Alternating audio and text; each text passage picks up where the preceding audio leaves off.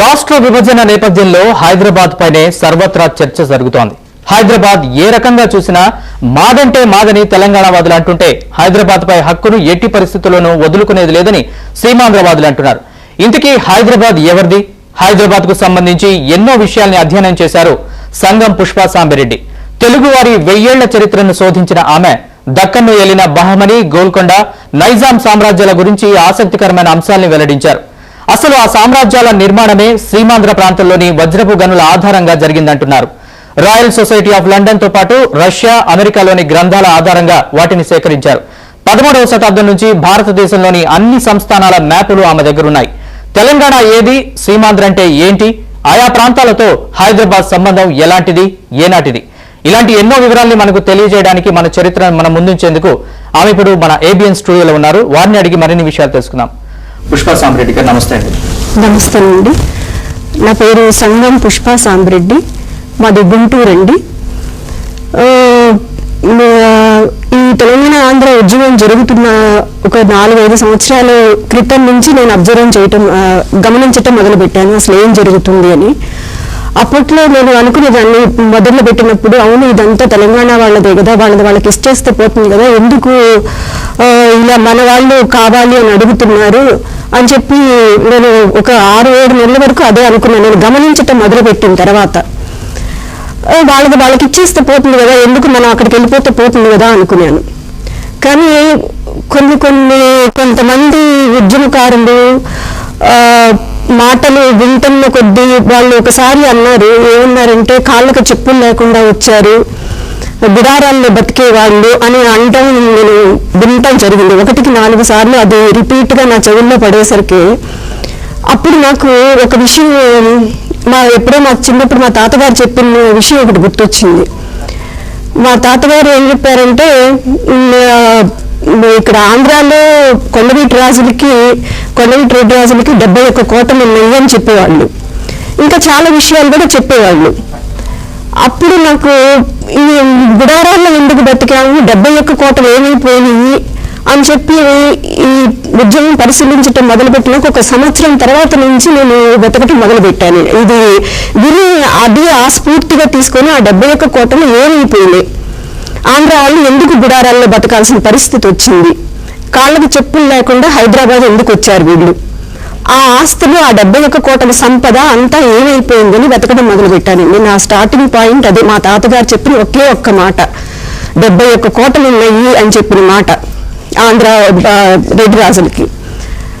అప్పుడు వెతకడం మొదలు పెడితే నాకు చాలా విషయాలు, చాలా అద్భుతమైన విషయాలు నాకు తెలిసినాయి. అయితే నేను ముందరగా తెలంగాణ ఉద్యమంలో కానీ, ఆంధ్ర ఉద్యమంలో కానీ, ఎక్కడ ఏ ఉద్యమాల్లోనైనా బిడ్డలు పోగొట్టిన తల్లిదండ్రులందరికీ నా సంతాపము క్షమించమని కూడా అడుగుతున్నానమ్మా. ఎందుకంటే ఎదిగిన చెట్టంత ఎదిగిన బిడ్డని పోగొట్టుకోని వాళ్ళు మీ రెక్కల కష్టానికి ప్రతిఫలంగా మీకు సాయం అందించడానికి వచ్చే స్టేజ్లో మీరు పోగొట్టుకున్నారు. మిమ్మల్ని అందరినీ క్షమించమని అడుగుతున్నాను, సంతాపం తెలియజేస్తున్నాను. తెలంగాణ బిడ్డలకు కానీ, ఆంధ్ర బిడ్డలకు కానీ, ఎవరికైనా సరే మమ్మల్ని అందరినీ క్షమించండి. ఎందుకంటే మీ బిడ్డలు, మీ నోటికి అన్నం అందించే బిడ్డల్ని పోగొట్టుకున్నారు మీరు. ఆ బాధ ఎలా ఉంటుంది అనేది మేము ఊహించుకోగలం. తర్వాత నేను ఇంకా సబ్జెక్ట్లోకి వెళ్తానండి.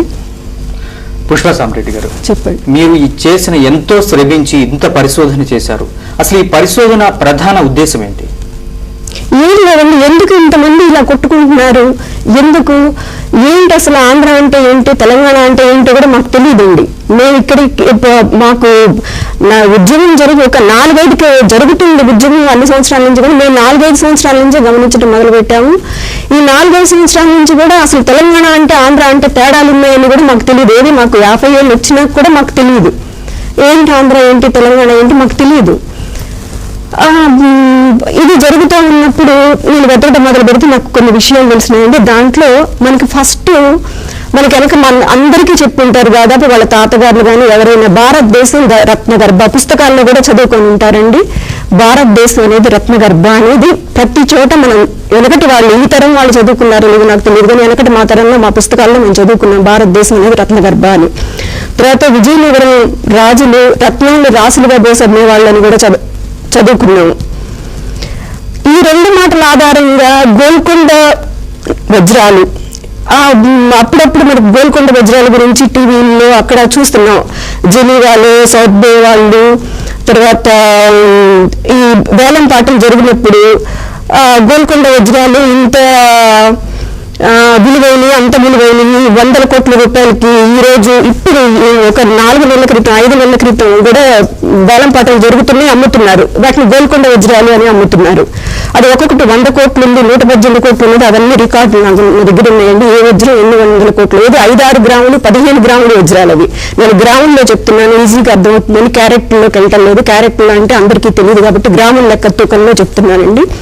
15 గ్రాములు 7 గ్రాములు వజ్రాలు 118 కోట్లు 86 కోట్లు ఈ మధ్య ఒక 2-3 నెలల క్రితం కూడా జరిగినాయండి. అప్పుడు ఇది జరుగుతుంది. నేను ఒక 4-5 సంవత్సరాల క్రితం గోల్కొండ వజ్రాలు ఒకటి అమ్మటానికి వచ్చింది చూశాను, టీవీలో న్యూస్లో చూశాను. అసలు గోల్కొండ వజ్రాలు అంటే ఏంటి అని వెతకటం మొదలు పెట్టానండి. గోల్కొండ వజ్రాలంటే ఏంటి అని వెతకటం మొదలు పెట్టాను. విజయనగర వజ్రాలంటే ఏంటి అని వెతకటం మొదలు పెట్టాను. నిజాం వజ్రాలంటే ఏంటి అనేది వెతకటం మొదలు పెట్టాను. ఆ వెతకటం మొదలు పెట్టినప్పుడు నాకు ఒక సత్యం తెలిసింది. ఏంటంటే 1725కు ముందల ప్రపంచంలో ఎక్కడ వజ్రాల గనులు అనేవి లేవండి. ఒక్క భారతదేశంలో మాత్రమే ఉన్నాయి. 1725కు ముందల ప్రపంచంలో ఇంకెక్కడ వజ్రాల గనులు లేవు, ఒక్క భారతదేశంలో మాత్రమే ఉన్నాయి. ఆ ఒక్క భారతదేశంలో కూడా ఏ ప్రాంతంలో ఉన్నాయంటే కృష్ణా, గుంటూరు, కడప, కర్నూలు, అనంతపురం జిల్లాలలో మాత్రమే అత్యంత విలువైన వజ్రాలు గనులు ఉన్నాయి. ఎన్ని గనులు ఉన్నాయి? 38 గనులు ఉన్నాయి. అది రికార్డు అండి, నేను చెప్పట్లేదు. కృష్ణా, గుంటూరు జిల్లాల్లో 25 వజ్రాల గనులు, రాయలసీమ కడప, కర్నూలు, అనంతపురం జిల్లాల్లో 15 వజ్రాల గనులు ఉన్నాయి. ఇది రికార్డు. ఎవరు రాశారంటే 1677లో ఎర్లీ మార్షల్ అనే ఒక ఇంగ్లీష్ సర్వేయర్ ఈ ఏరియాలో 1677 నుంచి 1678 వరకు రిపోర్ట్ చేసి ఆ రిపోర్ట్ని లండన్లో ఉన్న రాయల్ సొసైటీకి సబ్మిట్ చేయడం జరిగింది. ఆ రాయల్ సొసైటీ ప్రత్యేకత ఏంటి అంటే ప్రపంచంలో ఉన్న ప్రతి ముఖ్యమైన విషయాన్ని రికార్డ్ చేసి ఆ రికార్డ్స్ని ఇప్పటికీ భద్రపరుస్తున్నారు. వాళ్ళు 1650 నుంచి భద్రపరచడం మొదలు పెట్టారండి. ఇప్పటికి కూడా ఎవరికి వెళ్ళినా సరే ఈ రిపోర్టు ఇదండి, ఆ రిపోర్టు ఎవరికైనా ఇస్తారండి. ఎవరైనా దాంట్లో ఆన్లైన్లో, ఇది లైబ్రరీ రాయల్ సొసైటీ అనేది, ఎవరైనా ఆన్లైన్లో $25 కడితే ఈ రికార్డు ఎవరికైనా వస్తుంది. ఇది నా ఒక్కదాని దగ్గరే ఉన్నదని కాదండి, ఎవరైనా తీసుకోవచ్చు. దీంట్లో ఉందండి స్పష్టంగా 1677లో ఎర్లీ మార్షల్ అనే ఆయన సర్వే ఇచ్చిన రిపోర్ట్ ఇది. దీంట్లో కృష్ణా, గుంటూరు జిల్లాల్లో 25 వజ్రాల గనులు, రాయలసీమలో కడప, కర్నూలు, అనంతపురం డిస్ట్రిక్ట్లో 15, మొత్తం టోటల్ 38 డైమండ్ మైన్స్ ఉన్నాయి. ఈ నేల ఎలా ఉంది అంటే ఆయన వర్ణించాడండి. పుట్టగొడుగులు నేలలో పుట్టినట్టుగా వజ్రాల గనులు ఈ నేలలో ఉన్నాయి అని చెప్పి ఆంధ్ర, రాయలసీమల గురించి వివరించాడండి. దీంట్లో ఉంది. తర్వాత ఇంత సారవంతమైన నేలను కూడా నేను ప్రపంచంలో ఎక్కడా చూడలేదని కూడా ఆయన చెప్పడం జరిగిందండి. ఆయన పరిశోధన ప్రకారం, ఆయన రికార్డ్ ప్రకారం భారతదేశంలో కేవలం కోస్తా, ఆంధ్ర ప్రాంతంలో మాత్రమే ఈ పర్టికులర్ గా మీరు చెప్పిన జిల్లాల్లో మాత్రమే వజ్రాల గనులు ఉన్నాయి. అవునండి. ఓకే అండి, చెప్పండి. అయితే ఈ ఒక్క రిపోర్ట్ ఆధారంగా నాకు ఒక రిపోర్ట్ ఆధారంగా నాకు ఇంకా తృప్తి కలగలేదు. ఇది ఏదన్నా పొరపాటు కావచ్చు, ఇంకా వెతకాలి అని చెప్పి, ఇంకా ఎక్కడున్నాయి ఈ విషయాలు, ఈ సమాచారం అంతా ఇంకా ఎక్కడుంది అని చెప్పి నేను ఈ గత 4 yearsగా దాదాపుగా రోజుకి 10-12 ఒక్కోసారి అయితే 17-18 hours కూడా నేను కూర్చొని చదవటం కానీ, సెర్చ్ చేయటం కానీ, లైబ్రరీలో వరల్డ్ వైడ్గా ఉన్న లైబ్రరీ నుంచి సేకరించటం కానీ జరిగిందండి. దాంట్లో కొలంబియా యూనివర్సిటీలో నాకు చాలా, న్యూయార్క్ సిటీలో ఉన్న కొలంబియా యూనివర్సిటీలో మన ప్రాంతానికి సంబంధించిన మ్యాపులు, మన ఇండియాకి సంబంధించిన మ్యాపులు, ఓల్డ్ మ్యాప్స్ అన్నీ ఉన్నాయి. మన భారతదేశానికి సంబంధించినవి కాదు. వాళ్ళు ఏం చేశారంటే కొలంబియా యూనివర్సిటీ వాళ్ళు ప్రపంచంలో ఉన్న అన్ని ఓల్డ్ మ్యాప్స్ అన్ని వాళ్ళు కలెక్ట్ చేసి సేవ్ చేసి పెట్టారండి. అక్కడ నాకు కొన్ని దొరికినాయి. తర్వాత టెక్సాస్ యూనివర్సిటీ లైబ్రరీలో కూడా నాకు కొన్ని దొరికినాయి రికార్డ్స్. అవన్నీ కూడా నేను గ్యాదర్ చేయటం జరిగింది. అక్కడ వాళ్ళు ఇదంతా నేను చెప్పే రికార్డు ఎవరు తెలుగు వాళ్ళు రాసింది కాదండి, భారతీయులు రాసింది కూడా కాదు. ఒక్కటి మాత్రం ఉంది భారతీయులు, అది హైదరాబాద్ ముస్లిం ఒక ఆయన, చాలా చరిత్రకి ఆయన మిచిగాన్ యూనివర్సిటీలో ప్రొఫెసరు ఒమర్ కల్దీ అని చెప్పి, ఆయన చాలా ప్రముఖమైన చరిత్ర హిస్టరీ రైటరు. ఆయన ఇప్పుడు లేరు, కానీ ఆయన రాసిన బుక్ మాత్రం ఆయన ఒక్కళ్ళు మాత్రం హైదరాబాద్ దాని మీద రాశారు. కానీ తత్మా నేను సేకరించిన రికార్డ్స్ అన్ని వేరే వేరే వేరే ఎక్కడి నుంచో సేకరించిన రికార్డ్స్ అండి, మనం రాసినవి కాదు, ఆంధ్ర వాళ్ళు రాసింది కాదు, రాయలసీమ వాళ్ళు రాసింది కూడా కాదు. సరే, అలా చూస్తూ ఉన్నప్పుడు నేను ఒక చోట నుంచి ఈ సాక్ష్యం చెప్పట్లేదండి, ఒక చోట నుంచి తీసుకొని నేను చెప్పట్లేదు, ఒక 8 చోట్ల నుంచి సాక్ష్యాలు సేకరించానండి. 8 విధాలుగా 8 మంది రాసిన సాక్ష్యాలు నేను ఒక్కొక్క 100 సంవత్సరాలకు ఒకళ్ళు, 150 సంవత్సరాలకు ఒకళ్ళు, అలా క్రమేపీ వచ్చే కొద్దీ వాళ్ళు రాసినవన్నీ నా దగ్గర సేకరించడం జరిగింది. ఎందుకంటే అప్పుడు కానీ నాకు తృప్తి కలగలేదు, అవును ఇది నిజంగా ఉంది నాకు, ఎందుకంటే నమ్మే అవకాశం లేదు, ఇది నమ్మే అంత విషయం కాదు ఇది. అందుకని ఇన్ని చూసిన తర్వాత మాత్రం ఫస్ట్ నేను నమ్మాను ఇది నిజమేను అని చెప్పి. ఆ నిజమైన నమ్మిన దాంట్లో ట్రావెల్స్ ఇన్ ఇండియా అని చెప్పి, ఇది ప్రధానమైన బుక్ అండి. ఇది 2 భాగాలు ఉంటుంది. ఇది ఆక్స్ఫర్డ్ యూనివర్సిటీ పబ్లిష్ చేసింది. ఇది ఈ ట్రావెలర్ అనే అతను 1642 నుంచి 1677 వరకు 4 times ఇండియా వచ్చాడండి ఈ ట్రావెలర్ అనే అతను. ఇతను మీకు పెద్ద ఫోటో కావాలంటే ఇదండి, ఇది ఈయన 4 times ఇండియా వచ్చాడు. ఎందుకు వచ్చాడు, ఈయన ఏంటి అసలు అంటే, ఈయన ప్రపంచంలో కల్లా ప్రముఖ వజ్రాల వర్తకుడు. ఈయన వచ్చి ఏం చేశాడు, ఇక్కడ మైన్స్ నుంచి వజ్రాలు కొనుక్కొని తీసుకొని వెళ్ళి ఫ్రెంచ్ లూయిస్ చక్రవర్తికి అమ్మేవాడు. ఈ బుక్ని ఏం చేస్తారంటే, మామూలుగా ప్రపంచంలో ఉన్న వజ్రాల వర్తకులు, ప్రముఖ వజ్రాల వర్తకులు, వజ్రాల గురించి తెలియాలి, పరిశోధన చేయాలి అనుకున్న వాళ్ళందరికీ ఇది ఒక భగవద్గీత లాంటిదండి. వాళ్ళకి అందరూ ఈ బుక్కుల మీద ఆధారపడతారు. ఈయన ఏం చేశాడు ఇక్కడికి వచ్చి అంటే, ఇక్కడ నుంచి కొనుక్కొని, ఎందుకు రాశాడు ఈ బుక్ అంటే, ఆయనకి 1కి 4 సార్లు ఇక్కడికి వచ్చి కొనుక్కొని వెళ్ళటం అనేది ఆయనకు అలవాటు. అప్పట్లో ఫ్రెంచ్ దగ్గర, ప్యారిస్ దగ్గర షిప్ ఎక్కితే ఇక్కడికి వచ్చేసరికి 6 నెలలు, మచిలీపట్నం దగ్గరికి వచ్చేసరికి 6 నెలలు, ఒకసారి మచిలీపట్నం వైపు వచ్చాడు, ఒకసారి ఇటు నడకదారిని వచ్చాడు. అలా ఆయన వచ్చిన డేటులతో సహా ఎంత చక్కగా వివరించాడంటే, అంత వివరంగా ఉంది కాబట్టి అది నేను నిజంగానే నమ్మానండి. ఏమని వివరించాడు ఆయన, గుంటూరు జిల్లాలో కొల్లూరు దగ్గర, గుంటూరు జిల్లాకి ఒక 15 కిలోమీటర్ల దూరంలో, ఆయన రాసినప్పుడు వాళ్ళ లీగ్స్ అనే ఏదో అంటారండి, ఆ దూరాన్ని కొలిసేది, దాంట్లో రాశాడు, ఆ భాషలో రాశాడు, ఫ్రెంచ్లో రాశాడు, ఆయన ఇంగ్లీష్లో రాయలేదు. ఈ ఫ్రెంచ్లో రాసిన దాన్ని నేను అది చెప్తానండి. ఆక్స్ఫర్డ్ యూనివర్సిటీ ప్రెస్ 1925లో ఇంగ్లీష్లోకి ట్రాన్స్లేట్ చేసి రాసిందండి. 1677 నుంచి మనకు అసలు ఈ బుక్ గురించి కానీ ఏమీ తెలియదు. ఇంగ్లీష్లోకి రాసినాక ఇంగ్లీష్లో కూడా రాయటం ఎలా జరిగింది అంటే, ట్రాన్స్లేట్ చేసి రాయటం ఎలా జరిగిందంటే, ఈ బ్రిటిషర్లో ఒక బాల్ అనే ఆయనకి అక్కడ ఫ్రెంచ్లో ఈ పుస్తకం చదివాడు.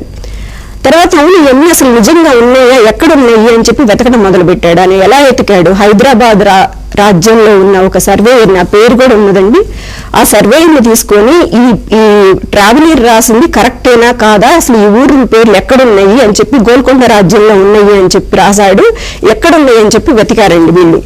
ఈ సర్వేయర్, హైదరాబాద్ రాజ్యంలో సర్వేయర్ అని బిఎన్ బాల్ అనే ఆయన కలిసి వెతికారు. వెతికినప్పుడు స్పష్టంగా వాళ్ళు గుర్తులు పెట్టారండి.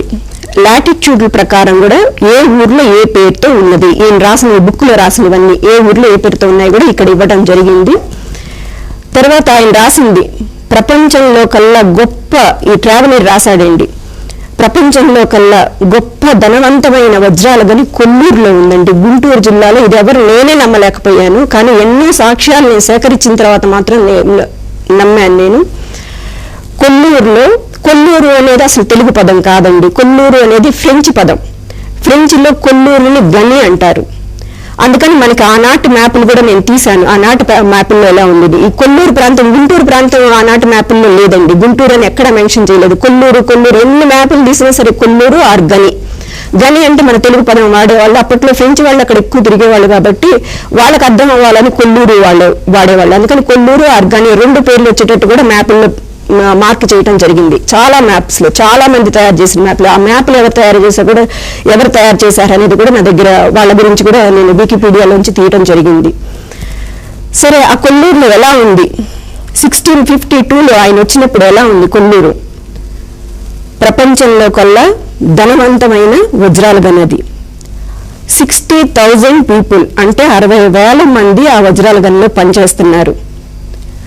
60,000 మంది పని చేస్తూ ఉంటే దాన్ని దాని సంపదను ఎవరు అనుభవిస్తున్నారు అది కూడా రాశాడండి. నేను ఎవరికైనా దయచేసి నేను కోరుకునేది ఏంటంటే, Osmania university history professors, Kakatiya university history professors, హిస్టరీకి సంబంధించిన వాళ్ళండి, దయచేసి నేను వాళ్ళకి వినయంతో అడుగుతున్నాను, ఇది కొంచెం మీరు కూడా ఆలకించండి. నేను మీకు ఇవన్నీ ఏ హిస్టరీ ప్రొఫెసర్ వచ్చినా నేను రుజువులన్నీ వాళ్ళకి చూపిస్తానండి. నా దగ్గర నేను చెప్పే ప్రతి ఒక్కటి రుజువు లేకుండా ఏది చెప్పట్లేదు. నేను ఎవరికైనా సరే ఏ హిస్టరీ ప్రొఫెసర్ వచ్చినా కానీ నేను ఇవి చూపిస్తాను, నేను ఎక్కడి నుంచి మాట్లాడాను, ఇదేమి ఆధారంగా మాట్లాడాను అనేది. సరే, 60,000 మంది పనిచేస్తున్నారని రాశాడు. అక్కడ అది ఎవరు అనుభవిస్తున్నారు? ఫస్ట్ పెద్ద గని ఇది, అందుకని పెద్ద గని గురించి చెప్తున్నానండి. గోల్కొండ కుతుబ్ షాహీలు, గోల్కొండ కుతుబ్ షాహీ దీన్ని పాడుకుంటున్నాడు. ఒక సంవత్సరానికి 3 లక్షల పగోడాలకి పాడుతున్నాడు. ఆయన వచ్చినప్పుడు జరిగిన పాట 3 లక్షల పగోడాలు. పగోడా అంటే ఏంటి? పగోడా అంటే ఒక బంగారు నాణ్యం అండి. ఆ బంగారు నాణ్యం బరువు వచ్చి 11 గ్రాములు ఉంటుంది. 11. ఎప్పటి నుంచి వీళ్ళు గోల్కొండ కుతుబ్ షాహీలు ఆ పాటను పాడుకోవడం ప్రారంభించారు? ఏ సంవత్సరం? ఇది వాళ్ళు ఎప్పుడైతే గోల్కొండ కుతుబ్ షాహీలు 1530 వరకు 1518లో వచ్చి గోల్కొండని స్వతంత్రంగా ప్రకటించుకున్నారండి. మామూలుగా అయితే అది బహ్మనీ సుల్తాన్ల కింద ఉంది.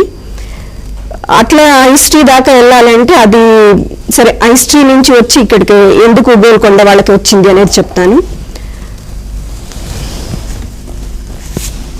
ఇదిగోండి, తెలంగాణ అంటే మీరు కొంచెం జూమ్ చేస్తారా?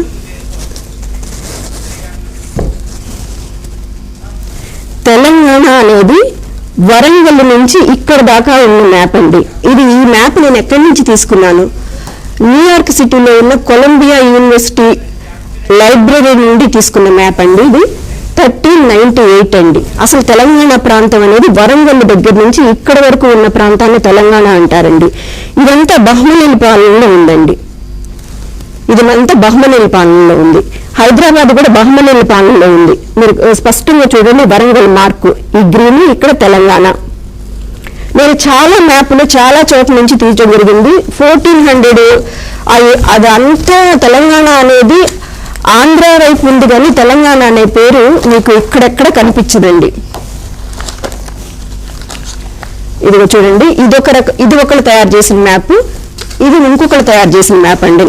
నేను ఒక చోట నుంచి చూసి నమ్మలేదండి ఎక్కడ. ఇది కూడా వరంగల్, ఇది వేరే వాళ్ళు తయారు చేసింది. అయితే 1398లోనే కానీ ఇది తైమూర్ ఎంపైర్ వాళ్ళకి, ఇది దక్కన్ వాళ్ళు చేసింది కాదండి. ఈ పై ఎవరు ఆక్రమించారు, ఎంతవరకు ఆక్రమించారు అనేది చూపిస్తూ కింద మ్యాప్ వరకు వేసుకొచ్చారు. అంతేగాని ఇది మన దీనికోసం దక్కన్ కోసం రాసింది కాదండి. ఇది ఈ తైమూర్ ఎక్కడి వరకు ఆక్రమించారని చూపిస్తూ ఈ కింద మ్యాప్ కూడా వేశారు. దాంట్లో ఉందండి తెలంగాణ అనేది వరంగల్ దగ్గర నుంచి ఇదొకటి తయారు చేసింది, ఇదొకటి తయారు చేసిందండి ఆ రోజుల్లో. చూడండి, ఇక్కడ కూడా బహ్మనీ గోల్కొండ బహ్మనీ రాజ్యంలో ఉందండి. గోల్కొండ బహ్మనీ రాజ్యంలో ఉంది. ఒక చోటు నుంచి నేను తీయలేదండి ఎన్ని మ్యాప్లో. ఇది కూడా చూడండి, ఈ గ్రీన్ కలర్ వరంగల్ అనేది ఇక్కడ ఉంది. బహ్మనీ రాజ్యం గ్రీన్ కలర్ అంతా బహ్మనీ రాజ్యం అండి. హైదరాబాద్ గోల్కొండ బహ్మనీ రాజ్యంలో ఉందండి. ఇది కూడా ఇంకొక చోటు నుంచి తీసిన మ్యాప్ అండి. ఇది కూడా తెలంగాణ అనేది ఎక్కడుందో చూడండి. ఇది హైదరాబాద్ గోల్కొండ, చూడండి గోల్కొండ అనేది బహ్మనీ పాలనలో ఉంది. తెలంగాణ అనేది ఇక్కడ ఉంది. తెలంగాణ త్రిలింగ దేశం అంటారు. త్రిలింగ దేశం నుంచి వచ్చిందని తెలుసు. శ్రీశైలం ఇక్కడ, శ్రీకాళహస్తి ఇక్కడ, ద్రాక్షారామం ఇక్కడ. ఈ 3 కలిపితేనే, ఈ 3 లింగాలను కలిపి త్రిలింగం. అందుకని వాళ్ళు అప్పుడు వీళ్ళంతా పిలిచేది ఈ త్రిలింగం అని. త్రిలింగం కాస్త తెలంగాణ అయింది. వాళ్ళు కూడా ఇక్కడ తెలంగాణ అనే పేర్కొన్నారు. చూడండి, తెలంగాణ TIతో పెట్టారు, ఒక చోట TILIతో పెట్టారు. అట్లా రకరకాలుగా ఉందండి. పుష్ప గారు, ఇందాక మీరు చెప్పారు గోల్కొండ కుతుబ్ షాహీలు అక్కడ కొల్లూరు ప్రాంతంలో వజ్రాల గనులను పాట పాడుకునేవాళ్ళని. అసలు గోల్కొండ కుతుబ్ షాహీలు కానీ గోల్కొండ సామ్రాజ్యం కానీ ఇంత ధనవంతంగా ఎలా మారింది? అదేనండి చెప్తాను. ఇదండి గోల్కొండ మ్యాప్. గోల్కొండ బహమనీ సుల్తాన్ దగ్గర నుంచి గోల్కొండ ఎలా ఇక్కడికి విడిపోయిందని. మొదటి కుతుబ్ షాహీ అండి బహమనీల దగ్గర ఒక చిన్న సేనాధిపతి. అప్పుడు గోల్కొండ అనేది ఒక చిన్న కోట మాత్రమే. ఆయన ఇక్కడ ఒక సేనాధిపతిగా ఉండి తన శౌర్యంతో వాళ్ళ బహమనీ సుల్తాన్ మెప్పించి గోల్కొండకి ప్రతినిధిగా వచ్చాడు. ఎప్పుడు వచ్చాడు? 1485లో వచ్చాడండి. వచ్చినప్పుడు ఇక్కడ గోల్కొండలో ఏం లేదు, చాలా చిన్న కోట ఉండేదంతే. ఆ తర్వాత బహమనీ సుల్తాన్లు 5 రాజ్యాలుగా విడిపోయారు, అది అందరికీ తెలుసు. అప్పుడు 1518లో బహమనీ మొదటి కుతుబ్ షా తను కూడా స్వతంత్రం ప్రకటించుకున్నాడు. బీదరు, బీజాపూర్, అహ్మద్ నగర్ అవి ముందరే ప్రకటించుకున్నాయి. కుతుబ్ షాహీ మాత్రం 1518లో ప్రకటించుకున్నాడు. ప్రకటించుకున్నాక ఏం చేశాడు? క్రమేపీ దాంట్లో అప్పటి గోల్కొండ రాజ్యంలో ఇప్పుడున్న నల్గొండ కానీ, పానగల్లు కానీ, దుర్గంమెట్ట కానీ, వరంగల్లు కానీ ఇవన్నీ లేవండి. మొదటి కుతుబ్ షాహీ తను స్వాధీనం చేసుకున్నప్పుడు ఆయన ఏం చేశాడంటే అక్కడి నుంచి వరుసను అన్ని స్వాధీనం చేసుకుంటా యుద్ధాలు చేస్తా వరంగల్లుతోని, నల్లగొండతోని, పానగల్లుతోని, దుర్గంమెట్టతోని వీటన్నిటితో యుద్ధాలు చేస్తా ఒక్కొక్క దాన్ని ఆక్రమిస్తా వచ్చి బంగాళాఖాతం వరకు వచ్చేసాడు. కొండపల్లిని, కొండవీడిని వీటిని కూడా స్వాధీనం చేసేసుకున్నాడు. మేడం మీతో మాట్లాడడానికి మచిలీపట్నం నుంచి నారాయణ శర్మ గారు కాల్ చేశారు. ఆయనతో మాట్లాడిన తర్వాత మీరు మాట్లాడతారు. కానీ నారాయణ శర్మ గారు నమస్తే అండి. నమస్తే అండి సార్. నారాయణ శర్మ గారు ఇవాళ తెలుగు వాళ్ళ చరిత్ర గురించి అలాగే ఎంతో పరిశోధన చేసి చారిత్రక ఆధారాలు సంపాదించిన పుష్ప రామరెడ్డి గారు మనతో ఉన్నారు. మీ అభిప్రాయాన్ని ఆవిడతో చెప్పుకోండి. హలో చెప్పండి. నమస్తే అండి. నమస్తే అండి చెప్పండి. ఇప్పుడు ఇందాక మీరు చూసారు కదా మ్యాప్ ఒకటి తెలంగాణని. అవునండి. తెలంగాణలో 3 పేర్లు చెప్పారు కదా, ఆ 3 పేర్లు ఒకసారి చెప్తారా? శ్రీశైలం అండి, ఒక పక్కన శ్రీశైలం, శ్రీకాళహస్తి, ద్రాక్షారామం అండి. ఇవన్నీ అప్పట్లో పెద్ద పెద్ద గుడులండి. తెలంగాణ అంటే వీటికి పేరా అండి? అవునండి, ఇది తెలంగాణ అని పేరండి. వీటిలో తెలంగాణ పేరు అసలు వీటికేనా అండి? ఏంటండి తెలంగాణ అంటే వీటికి పేరా అండి? ఈ మధ్య ఉన్న భూభాగానికి, ఈ 3 దేవాలయాల మధ్య ఉన్న భూభాగానికి తెలంగాణ అని బహమనీ సుల్తానులు అనేవాళ్ళండి. బహమనీ సుల్తానులు పెట్టిన పేరు ఉండదు. ఇంకో విషయం మేడం, ఇందాక మీరు గుంటూరు దగ్గర ఒక ఊరి పేరు చెప్పారు కదా. కొల్లూరు అండి. కొల్లూరు. కొల్లూరు అంటే కనాల్ దగ్గర ఉంది అదేనా అండి? కాదండి, గుంటూరుకి 15 కిలోమీటర్ల దూరంలోనే ఎంతో ఉంటుందండి. డిస్టెన్స్ నాకు అంత కరెక్ట్ గా తెలియదు. అది కొల్లూరు ఒకటి, కొల్లూరు ఉన్నాయి. కొల్లూరు అండి. కొల్లూరు ఇప్పుడు రాయడం ఏమో KOLLUR అని రాస్తున్నారు, కానీ ఆ రోజుల్లో వాళ్ళు ఫ్రెంచ్ వాళ్ళు రాసింది COLOUR అని రాశారండి. అప్పుడు ఫ్రెంచ్ వాళ్ళ మ్యాప్లో అలా ఉంది, COLOUR అని ఉందండి Kolluru. Right, thank you very much Narayana Sharma garu మీరు ఫోన్ చేసినందుకు. అలాగే నెక్స్ట్ కాలర్ మల్లికార్జున హైదరాబాద్ నుంచి కాల్ చేశారు. మల్లికార్జున గారు నమస్తే అండి. మల్లికార్జున గారు నమస్తే. మీ టీవీ వాళ్ళని తగ్గించండి. మీ సందేహం ఏంటో. హలో మల్లికార్జున గారు. మేడం చెప్పండి. హలో చెప్పండి. నమస్కారం అండి మేడం. నమస్తేనండి. నేను మాట్లాడుతున్నాను సార్. చెప్పండి మేడం. కొల్లూరు విగ్రహం ఎక్కడిది మేడం? గోల్కొండదా లేకుంటే చాలా స్పష్టంగా 100 రికార్డ్స్ లో చెప్తున్నానండి. 100 రికార్డ్స్ లో నేను చెప్తున్నాను. 100 రికార్డ్స్ లో ప్రపంచవ్యాప్తంగా ఉన్న అన్ని రికార్డ్స్. చెప్పండి మల్లికార్జున గారు మీ సందేహం మాట్లాడండి మేడం. చెప్పండి. అదే మేడం గారు అంటున్నారు కదా, అది కొల్లూరు అనేసి ఏమో మాట్లాడుతున్నారు కదా, అట్లనేసి మేడం తో మాట్లాడుతున్నారు. చెప్పండి మల్లికార్జున గారు. మీ టీవీ వాళ్ళు మ్యూట్ లో పెట్టాలండి ఫస్ట్. మీరు అడిగే క్వశ్చన్ నాకు అర్థమైందండి. ఇది ఎక్కడిది, ఎక్కడ దొరికింది, ఎవరికి సంబంధించింది, ఎక్కడ దొరికింది అని. అది ఒక రికార్డు ప్రకారమేమో గోల్కొండ సేనాధిపతి అయిన మీర్ జుమ్లా 1652లో అలా అది తీసుకెళ్లి ఔరంగజేబు తండ్రి మనకి ఎవరైతే తాజ్మహల్ కట్టారో షాజహాన్ కి ఇచ్చాడు అని కొన్ని రికార్డ్స్ లో ఉందండి. మీర్ జుమ్లా అంటే ఈ సేనాధిపతులు అందరికీ మీర్ జుమ్లా అంటది. అప్పుడు మీర్ జుమ్లా 1650లో ఉన్న మీర్ జుమ్లా అని అతను తీసుకెళ్లి ఎందుకు ఇచ్చాడు అక్కడంటే ఈ కుతుబ్ షాహీలతో అతనికి తగు వచ్చిందండి. తగు వచ్చి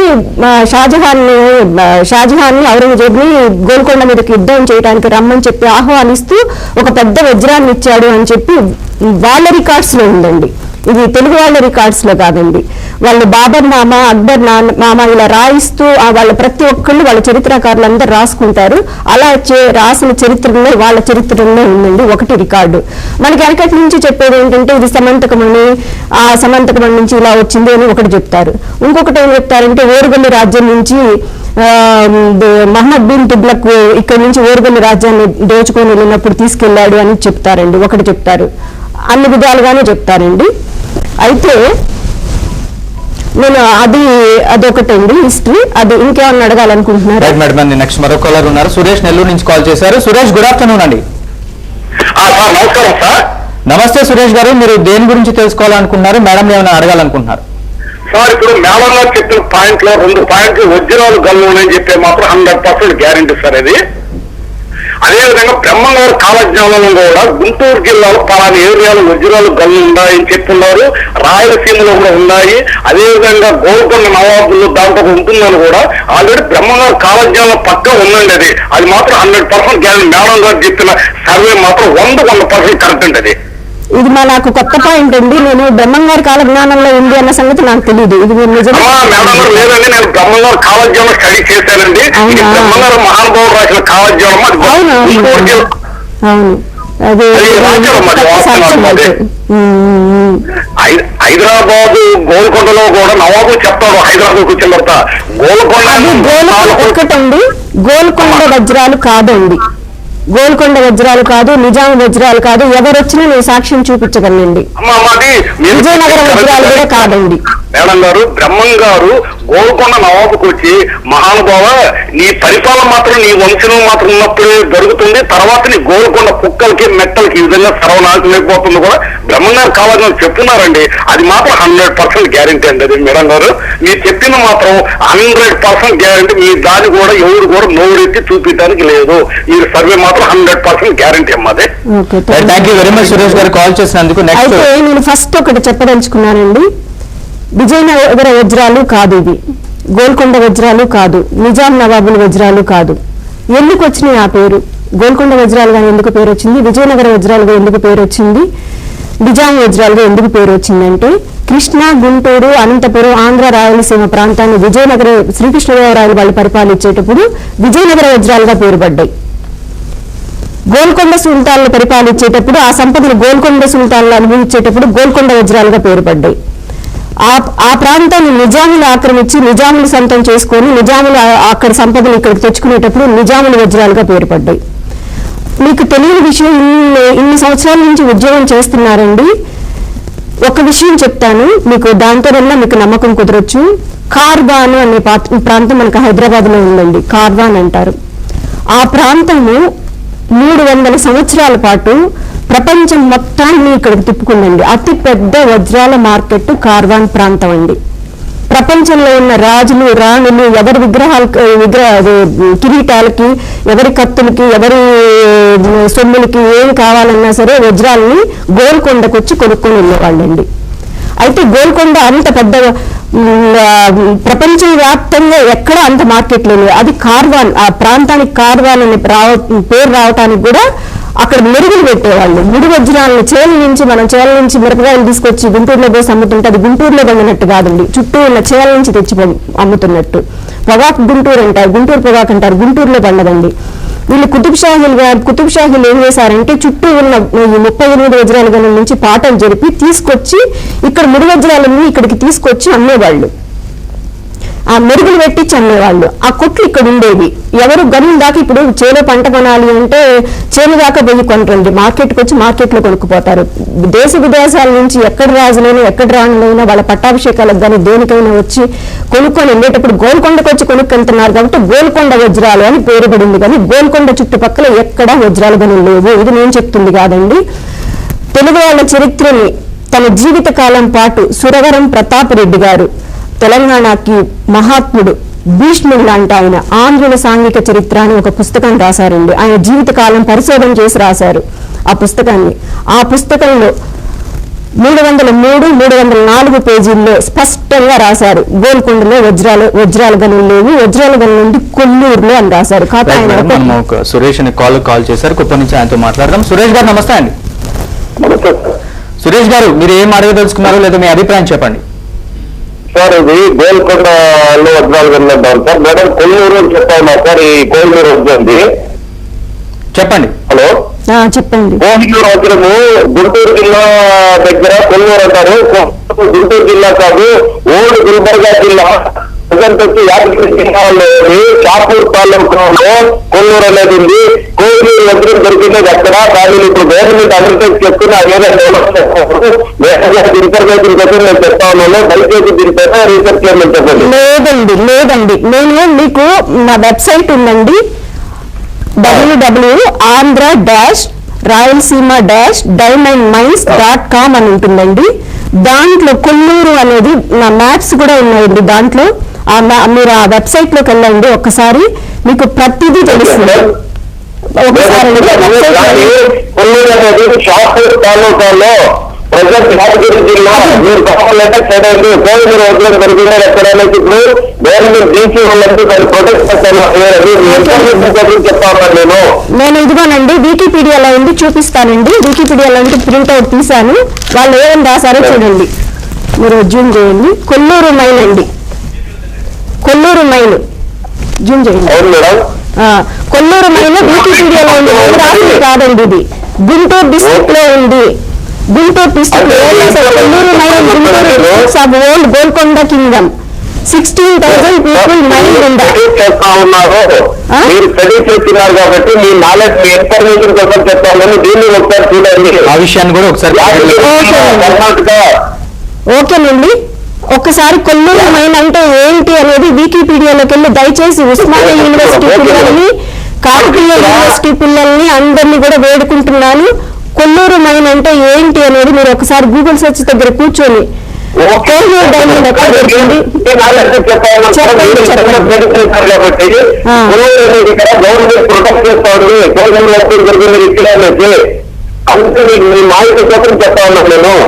ఓకేనండి, సరేనండి అయితే. రైట్, థ్యాంక్ యూ సురేష్ గారు కాల్ చేసినందుకు. నెక్స్ట్ మరో కాలర్ వెంకట్ వరంగల్ నుంచి కాల్ చేశారు. వెంకట్ గారు నమస్తే అండి. గుడ్ ఆఫ్టర్నూన్ వెంకట్ గారు. మేడం గారు ఉన్నారు, పుష్ప గారు. ఆవిడ ఏదైనా అడగదలుచుకుంటే మీరు మాట్లాడండి. మేడం గారు గుడ్ ఆఫ్టర్నూన్. నమస్తే, చెప్పండి. మేడం, మీరు యాక్చువల్లీ మీ థీమ్ ఏంటి? అసలు ఈ ప్రోగ్రామ్ థీమ్ ఏంటిది? మన చరిత్ర ఏంటో మనం తెలుసుకోవటం. ఏంటి మన చరిత్ర? ఓకే మేడం, మీరు అన్నారు చరిత్ర గురించి అన్నారు. ఇప్పుడు ప్రజెంట్ డివైడ్ బైఫర్కేషన్ స్టేట్ అయినందుక దానికి దీనికి సంబంధం లేదయ్యా. అదే కదా మేడం, మీరు శ్రీకాళ వస్తున్నారు వెళ్ళాను కదా. అవును, ఏంటి అనేది ప్రజలు తెలుసుకుంటే ఎలా ఉండాలి, మనం ఎలా ముందులకు నడవాలి అనేది తెలుసుదని చెప్పి ఈ సమాచారం ఇవ్వడానికి ఇక్కడికి వచ్చి కూర్చున్నానయ్యా. నాకు ఇది తెలిసి చాలా రోజుల నుంచి నేను తెలుసు. ఇదంతా ఎప్పటి నుంచో ఇలా చేసి పెట్టాను, కానీ నేను బయటకు వచ్చి చెప్పదలుచుకోలేదు. ఇది ఇప్పుడు చేసింది కాదు, నేను గత 2 సంవత్సరాల క్రితం చేసింది. ఎవరు నమ్మరు ఇది ఇంత చరిత్ర ఉంది అంటే అని చెప్పి నమ్మరని కూడా కాదు. నాకు బయటికి రావాలంటే వద్దులో ఎందుకు అదే ఇదవుతుందో అని చెప్పి నేను బయటికి రాలేకపోయాను. కానీ ఇంత గొడవలు జరిగి ఇంతమంది పిల్లలు ఇంత ఇదిగా అన్యాయంగా ఇదైపోతా ఉంటే లేదు, ఇది చరిత్ర చెప్పాలి, ఇది తెలుసుకుంటే ఎవరికెవరు ఏంటి అనేది ఎవరికి వాళ్ళు ఆలోచించుకుని నిర్ణయం తీసుకుంటారు అనే దాని మీద ఇక్కడ దాకా వచ్చి ఇక్కడ కూర్చొని చెప్తున్నానండి. థ్యాంక్ యూ వెంకట్ గారు. నెక్స్ట్ కాలర్ రాకేష్ హైదరాబాద్ నుంచి కాల్ చేశారు. రాకేష్, గుడ్ ఆఫ్టర్నూన్ అండి. హలో, గుడ్ ఆఫ్టర్నూన్ అండి, చెప్పండి. రాకేష్ గారు, మేడం గారు ఉన్నారు, పుష్ప సామిరెడ్డి గారు. మీరే ఏం అడగదలుచుకున్నారో చెప్పండి. Madam, good afternoon Pushpa Samireddy గారు. మేడం చెప్పండి. మేడం, ఏం లేదు మేడం, మీరు ఇప్పుడు ఏదైతే హైదరాబాద్ నిర్మాణంలో ఈ ప్రాంతం అంటే అన్ని ప్రాంతాలు కలిసి ఉన్నాయని చెప్పడానికి మీరు అప్పటి నుంచి ప్రయత్నం చేస్తున్నారు, సంతోషం అండి. మేము తెలంగాణ గా నేను ఒక 2-3 ప్రశ్నలు మేడం మీకు. చెప్పండి. తప్పకుండా ప్రశ్న మేడం, చెప్పండి. పెరల్ సిటీ అని చెప్పేసి హైదరాబాద్ అంటారు, మీకు ఆ విషయం తెలుసు అనుకుంటారు. ఏంటండి?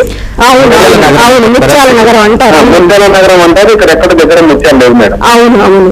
ఒకటి. నెక్స్ట్ వచ్చేసి రెండోది వచ్చేసి మీరు ఇంతకు ముందు ఏదైతే గుంటూరు దగ్గర దాన్ని ఇక్కడ ఉన్నటువంటి ఏది కుతుబ్ షాహీలు 300 అది మొగరీలకు అంటే 300 కరెన్సీ కొనుక్కున్నారని 3 లక్షల పగోడాలకి వజ్రాలు కలిపోయింది. అదేండి 3 లక్షల పగోడాలకు కొనుక్కున్నారు. అవును, అంటే జరిగిందండి. వేలంపాట జరిగితే ఇక్కడ ఉన్నటువంటి రాజు కొనుక్కున్నారు. వీళ్ళే వేలం పాటలు జరిపారండి. Okay madam. పెరల్ సిటీ అనేది ఒకటి. నెక్స్ట్ వచ్చేసి మీరు వేలం పాటలు జరిపారు అనేది ఒకటి. కార్ఖానాలు ఉన్నాయని మీరు చెప్పారు. ఓకే, చరిత్రలో ఉంది. నెక్స్ట్ వచ్చేసి చెన్నపట్నం అనేది ఏదైతే చెన్నై ఉంది ఈరోజు మద్రాస్ కూడా చెన్నప్ప అతని పేరు మీద కన్స్ట్రక్షన్ చేసిన సిటీ అండి అది. నెక్స్ట్ వచ్చేసి ఆ రోజు ఆ సిటీని మాకు కావాలన్నప్పుడు గొడవలు జరిగాయి. ఇవన్నీ సెకండ్. ఇక్కడ సమస్య ఏంటంటే మేడం, మీరు ఏదైతే హైదరాబాద్ లో అందరికి కష్టం లేదు అని చెప్పేసి ఇక్కడ తెలంగాణ వాదులు ఎవరు చెప్పట్లేదు. కానీ హైదరాబాద్ లో జరుగుతున్నటువంటి అన్యాయాలు, ఏదైతే హైదరాబాద్ ప్రజలకు జరుగుతున్నటువంటి అన్యాయాల గురించి ఈ రోజు పోరాటం చేస్తుంది. ఈ రోజు దేశంగా కలిసి ఉన్నామంటున్నారు. ఏ రోజు కూడా ఈరోజు చెన్నైతో బంధుత్వాలు అనుబంధాలు ఎవరికి పోలేదు. ఈ రోజు మనం కూడా యూఎస్కి వెళ్ళి ఎక్కడికి వెళ్ళి ఉద్యోగాలు చేసుకుంటున్నాం. గల్ఫ్ లో పెట్రోల్ తయారవుతుంది కదా అని చెప్పేసి మనం వాడుతున్నాం అని చెప్పేసి గల్ఫ్ మనదంటే కుదరదు కదా మేడం. ఇప్పుడు గల్ఫ్ లో పెట్రోల్ తీస్తున్నారు, ఆ పెట్రోల్ మనం వాడుతున్నాం. వాళ్ళంతా మాత్రం గల్ఫ్ మనదవుతా మనం కొనుక్కుంటున్నాం కాబట్టి మనది కాదు కదా. అదే విధంగా ఇక్కడ ఆ రోజు 60,000 మంది కూలీలు అన్నారు. 60,000 మంది కూలీలు ఆ రోజున్న పాపులేషన్ లో ఏ ప్రాంతం నుండి వాళ్ళు వెళ్ళారు అక్కడికి ఒకటి. నెక్స్ట్ వచ్చేసి మీరు ఎంతసేపు చరిత్ర ఫ్రెంచ్ వాళ్ళు చెప్పారు. అసలు ఈస్ట్ ఇండియా కంపెనీ వచ్చిన తర్వాత ఫ్రెంచ్ వాళ్ళు ఈ ప్రాంతంలో వర్తక వాణిజ్యాలు చేయలేదు. సరే, మీరు చరిత్ర కొన్ని బుక్స్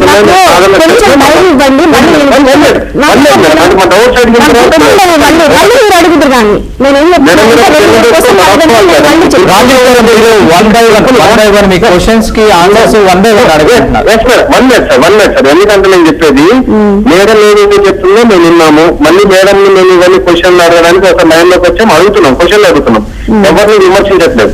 మేము అనేది ఏంటంటే యాజ్ ఏ ఉస్మానియా స్టూడెంట్ గా మాకు కూడా చరిత్ర గురించి కొంత అవగాహన ఉంది. నేను ఇక్కడ పోరాడుతున్నది ఈ రోజు సచివాలయంలో జరుగుతున్నటువంటి ఉద్యోగులలో ఏదైతే 15% ఉండాల్సిన ఎంప్లాయీస్ ఎంతమంది ఉన్నారు సచివాలయంలో, తెలంగాణ ఎంప్లాయీస్ ఎంత ఉన్నారు, మాకు మా ప్రాంతంలో మాకు ఉద్యోగాలు ఎందుకు దొరకట్లేదు అని చెప్పేసి ఒక సమస్య మేడం.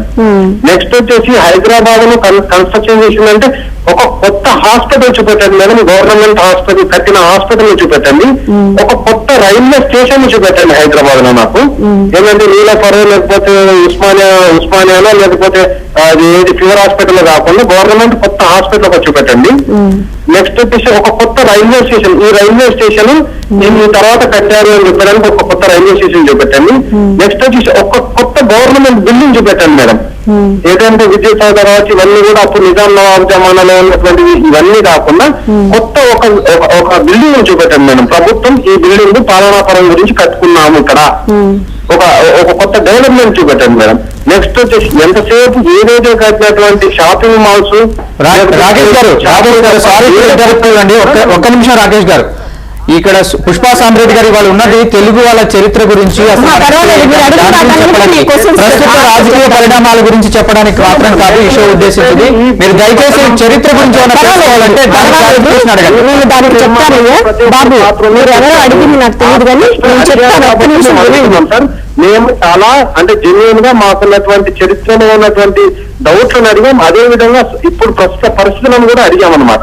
అంతకు మించి అంటే తెలుగు చరిత్ర గురించి మాత్రమే ఉద్దేశించి గుంటూరు చరిత్ర కాదు సార్, తెలుగువారి చరిత్ర అంటే కాకతీయ సామ్రాజ్యం చరిత్ర ఉంది, అంతకుముందు చాళుక్యుల చరిత్ర ఉంది, వేమవాడ చాళుక్యుల చరిత్ర ఉంది. వస్తున్నానండి బాబు, వస్తున్నానయ్యా. మీరు ఒక 2 నిమిషాలు మాట్లాడింది, మీరు మాట్లాడిన 2 నిమిషాలు నేను వరుసను ఒక్కొక్కటి చెప్పుకుంటా వస్తాను. దయచేసి చెప్పండి మేడం. నేను ఒక్కొక్కటి అన్ని చెప్పుకుంటా వస్తాను బాబు, వినండి. నాకు తెలిసింది నేను చెప్తాను. నేను ఒక్కొక్కటి చెప్తాను. నేను మాట్లాడిన 2 నిమిషాలకి ఒక్కొక్కరు క్వశ్చన్ వేస్తా ఉంటే మీరు అన్ని చెప్పకుండానే క్వశ్చన్ వేస్తాను, ఆన్సర్ మీకు తెలిసింది నాకు తెలిసిన చరిత్ర కాదు. నాకు తెలిసింది నేను చెప్తాను.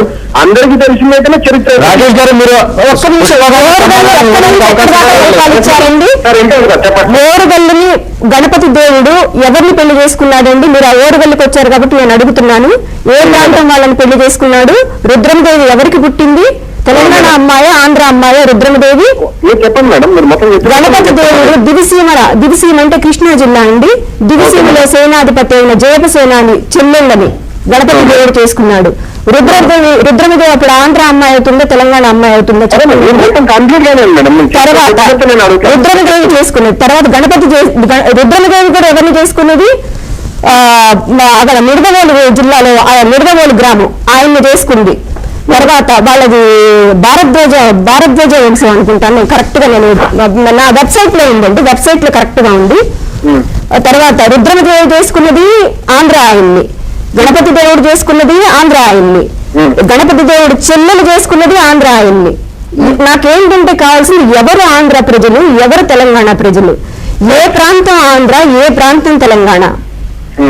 వీళ్ళు అప్పట్లో అంత ఐక్యంగా ఉంటా అక్కడ ఇదంతా మంది అని చెప్పి ఓరుగల్లుకు తీసుకొచ్చి పోసారండి. అప్పుడు మీరు వచ్చారు కాబట్టి, ఓరుగల్లుకి వచ్చారు కాబట్టి నేను చెప్తున్నాను. ఇదంతా మంది. మీ మ్యాప్లు చూడండి, ఓరుగల్లు మ్యాప్ తీయండి, చూడండి ఎక్కడి నుంచి ఎక్కడి వరకు. గణపతి దేవుడు మచిలీపట్నం దగ్గర ఎందుకు శాసనం ఇచ్చాడండి? మీ అందరికీ నేను హామీగా ఉన్నాను, మీరు పన్నులు కట్టండి, మీకు ఇక్కడ ఎలాంటి దొంగతనాలు ఏమీ జరగవు, మీరు ఎగుమతులు దిగుమతులు సక్రమంగా జరిగేటట్టు నేను చూస్తాను, నాకు పన్నులు కట్టండి అని గణపతి దేవుడు వచ్చిన శాసనం ఉందండి. ఎందుకే ఇచ్చాడు అక్కడి దాకా వచ్చి? ఎందుకే ఇచ్చాడు? మీరు మ్యాప్ ఉంది, నా దగ్గర కూడా ఉంది, మీరు చూడండి అంటే మీకు ఇక్కడ కనిపిస్తుందా లేదా అని చెప్పి నేను చూపెట్టలేదు. గణపతి అడిగాను మేడం. పెరల్ సిటీ అంటే ఎక్కడికి నుంచి అప్పుడు నవాబులు నగలు చేయించుకునేవాళ్ళు. నెక్స్ట్ వచ్చేసి ఇంకోటి అడిగాను మేడం. హైదరాబాద్ అనేది ఓరుగల్ అప్పుడు ఉందా, లేకపోతే హైదరాబాద్ అనేది హైదరాబాద్ అనేది ఎప్పుడు డెవలప్ అయింది? హైదరాబాద్ కుతుబ్షాహీని డెవలప్ చేశారండి. కుతుబ్షాహీ తానిషా ఒక్క నిమిషం అండి. తానిషా ఉండేటప్పటికే హైదరాబాద్ ఇక్కడ హైదరాబాద్ ఇదంతా తానిషా వచ్చేటప్పుడు కుతుబ్షాహీని ఫస్ట్ నుంచి వచ్చింది.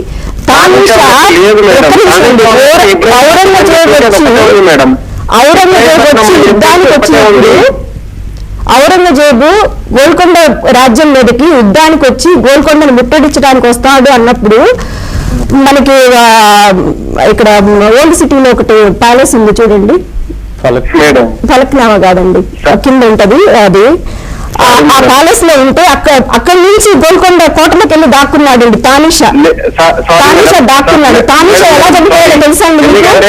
గోల్కొండకి రాజైన తానిషా ఎలా చనిపోయాడో తెలుసా? అసలు సిటీ లేదు మేడం, అప్పుడు హైదరాబాద్ పట్టణం లేదు. దాడి చేసినప్పుడు మూసి ఆవాల లేదు, ఈసా మూసి అంటే మూసి నది ఆవాల ఉన్నది హైదరాబాద్ ఈ రోజు.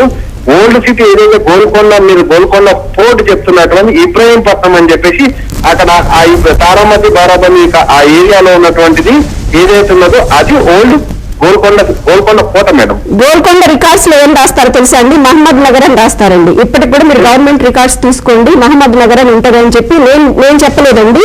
గోల్కొండ మనకి ప్రదర్శనకి చూడటానికి వెళ్ళినప్పుడు వాళ్ళు అక్కడ ఒక బుక్ కొంటే ఆ బుక్ లో ఉందండి, నేను చెప్పట్లేదు అది. మహమ్మద్ నగర్ అని రాస్తారంటండి రికార్డ్స్ లో, అది నేను చెప్పట్లేదు. గోల్కొండ ఫోర్ట్ దగ్గర ఉన్న బుక్స్ లో ఉంది, వాళ్ళు ప్రభుత్వం వాళ్ళే ఇచ్చింది అనుకుంటాను, అది ఆ బుక్ లో ఉంది ఒకటి. తర్వాత ఇక్కడ ఉన్నప్పుడు ఒక్క నిమిషం అండి, అక్కన్న మాదన్న మీరు ఇక్కడికి వద్దు, గోల్కొండ కోటలోకి వద్దు, విజయవాడకి వెళ్ళిపోయింది, ఔరంగజేబు మీరు మళ్ళీ ఇక్కడ ఉంటే బతకలేదు, విజయవాడకి వెళ్ళిపోయింది అని సలహా ఇస్తారు అక్కన్న మాదన్న మంత్రి. గోల్కొండ కోటలోకి వెళ్ళొద్దంటారు, అక్కడ దాక్కోవద్దంటారు. ఎందుకంటే ఔరంగజేబు ముట్టడికి వస్తున్నాడు, 8 నెలలు ముట్టడి జరిగింది, ఎలా స్వాగతం చేసుకున్నాడు అని అందరికీ తెలిసి వికీపీడియాలోకి వెళ్తే గోల్కొండను ముట్టడిచ్చింది ఎలా అంటే ఎవరికైనా తెలుస్తుందండి, అది నేను చెప్పక్కర్లేదు. ఎందుకు ముట్టడిచ్చాడు, ఔరంగజేబు ఎందుకు ముట్టడిచ్చాడో కూడా దాంట్లో ఉందండి. కొల్లూరు గని కోసమే ముట్టడిచ్చాడు, కొల్లూరు గన్ని స్వాధీనం చేసుకోవటం కోసమే ముట్టడిచ్చాడు. ఇక్కడ కొల్లూరు గని నుంచి ఈ మొత్తం 38 వజ్రాల గని నుంచి తానిషా తెచ్చుకున్న సంపదను తీసుకోవటం కోసమే ఔరంగజేబు 8 నెలల ముట్టడి జరిగిందండి. ఆ తర్వాత ఇక్కడికి వద్దు అంటారు, అయినా కానీ వేడు తాను కోట్లోకి వెళ్ళి దాక్కుంటాడు. చరిత్ర కాదు, మీరు ఆంధ్రలో తెలంగాణ ఏం చెప్పాలనుకుంటారు?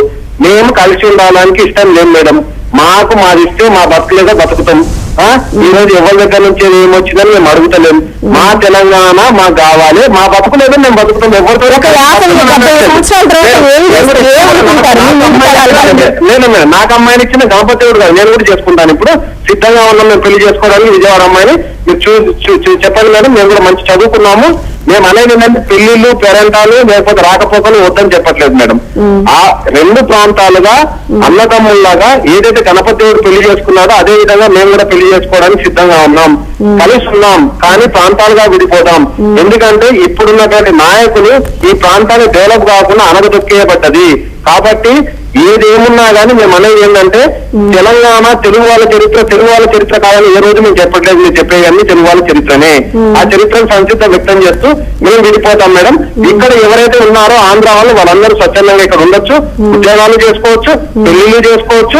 గణపతి దేవుడు ఏ విధంగా చేసుకున్నారో, రుద్రమాదేవి ఏ విధంగా చేసుకుందో మేము కూడా చేసుకోవడానికి సిద్ధంగా ఉన్నాం. కాబట్టి దయచేసి మీరు ఈ ప్రాంత ప్రజల మనోభావాలను దెబ్బతీయకండి మేడం. ఎందుకంటే ఏబిఎన్ న్యూస్ ఛానల్ ద్వారా మేము ఒక విజ్ఞప్తి చేస్తున్నాం. ఏదైతే ఈ రోజు జరుగుతున్నటువంటి తెలుగు వాళ్ళ చరిత్ర లేకపోతే తెలంగాణ చరిత్రలో వక్ర భాషలు చెప్పకండి. కొన్నూరుకు చరిత్ర ఉన్నది కానీ ఇంత పెద్ద హైదరాబాద్ చరిత్ర లేదని చెప్పేసి మీరు చెప్తున్నటువంటి ఎంత హాస్యాస్పదంగా ఉందంటే, రాణిని నగలు చేపించుకుంటే వాళ్ళకి ముత్యాలు తీసుకొచ్చానని పెరల్ సిటీ అయింది. కానీ గోల్కొండ కనుల్లో వజ్రాలు దొరికినంటే మీరు ఒప్పుకోరు. ఉస్మానియా యూనివర్సిటీ హిస్టరీ ప్రొఫెసర్స్ దగ్గరికి వెళ్ళి కూర్చొని అడగడం నేను చెప్పే విధము. కాబట్టి మీకు తెలియని మీరు చరిత్ర అంటే మిగతా వాళ్ళు ఉస్మానియా యూనివర్సిటీ హిస్టరీ మేడం మేము హిస్టరీ స్టూడెంట్ కాబట్టి ఇంత బాగా మాట్లాడగలుగుతున్నాం చరిత్ర గురించి. కాబట్టి నేను చెప్పేది ఏంటంటే ఈ ప్రాంతంలో ఎవరి అభివృద్ధి లేదు, ఎవరి పాత్ర లేదు, ఆంధ్ర వాళ్ళ పాత్ర లేదని ఎవరు కూడా తెలంగాణ వాళ్ళు అనట్లేదు.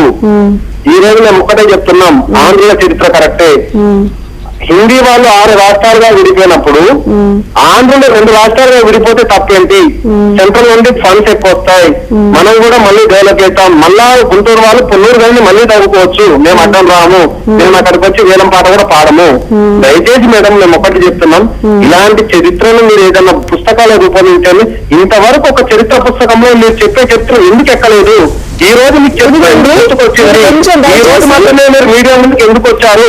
మేము ఒక్కటే చెప్తున్నాం మేడం, ఈ రోజు కూడా గణపతి దేవుడు ఎంత సిద్ధంగా ఉన్నాడో, రుద్రమాదేవి ఏ విధంగా ఉన్నా మేము కూడా సిద్ధంగా ఉన్నాం. కాబట్టి దయచేసి మీరు రాసేటువంటి పుస్తకాలు మీ ఇంట్లో పెట్టుకుంటే మాకు తెలవదు మేడం. ఎందుకంటే వజ్రాల గల్లు, తెలుగునాట వజ్రాల గల్లు అని చెప్పేసి మీరు ఏదైతే పుస్తకాలు పెట్టుకున్నారో ఆ పుస్తకాలన్నీ ఇప్పటి వరకు ఏ పాఠ్య పుస్తకంలో లేదు. ఎందుకంటే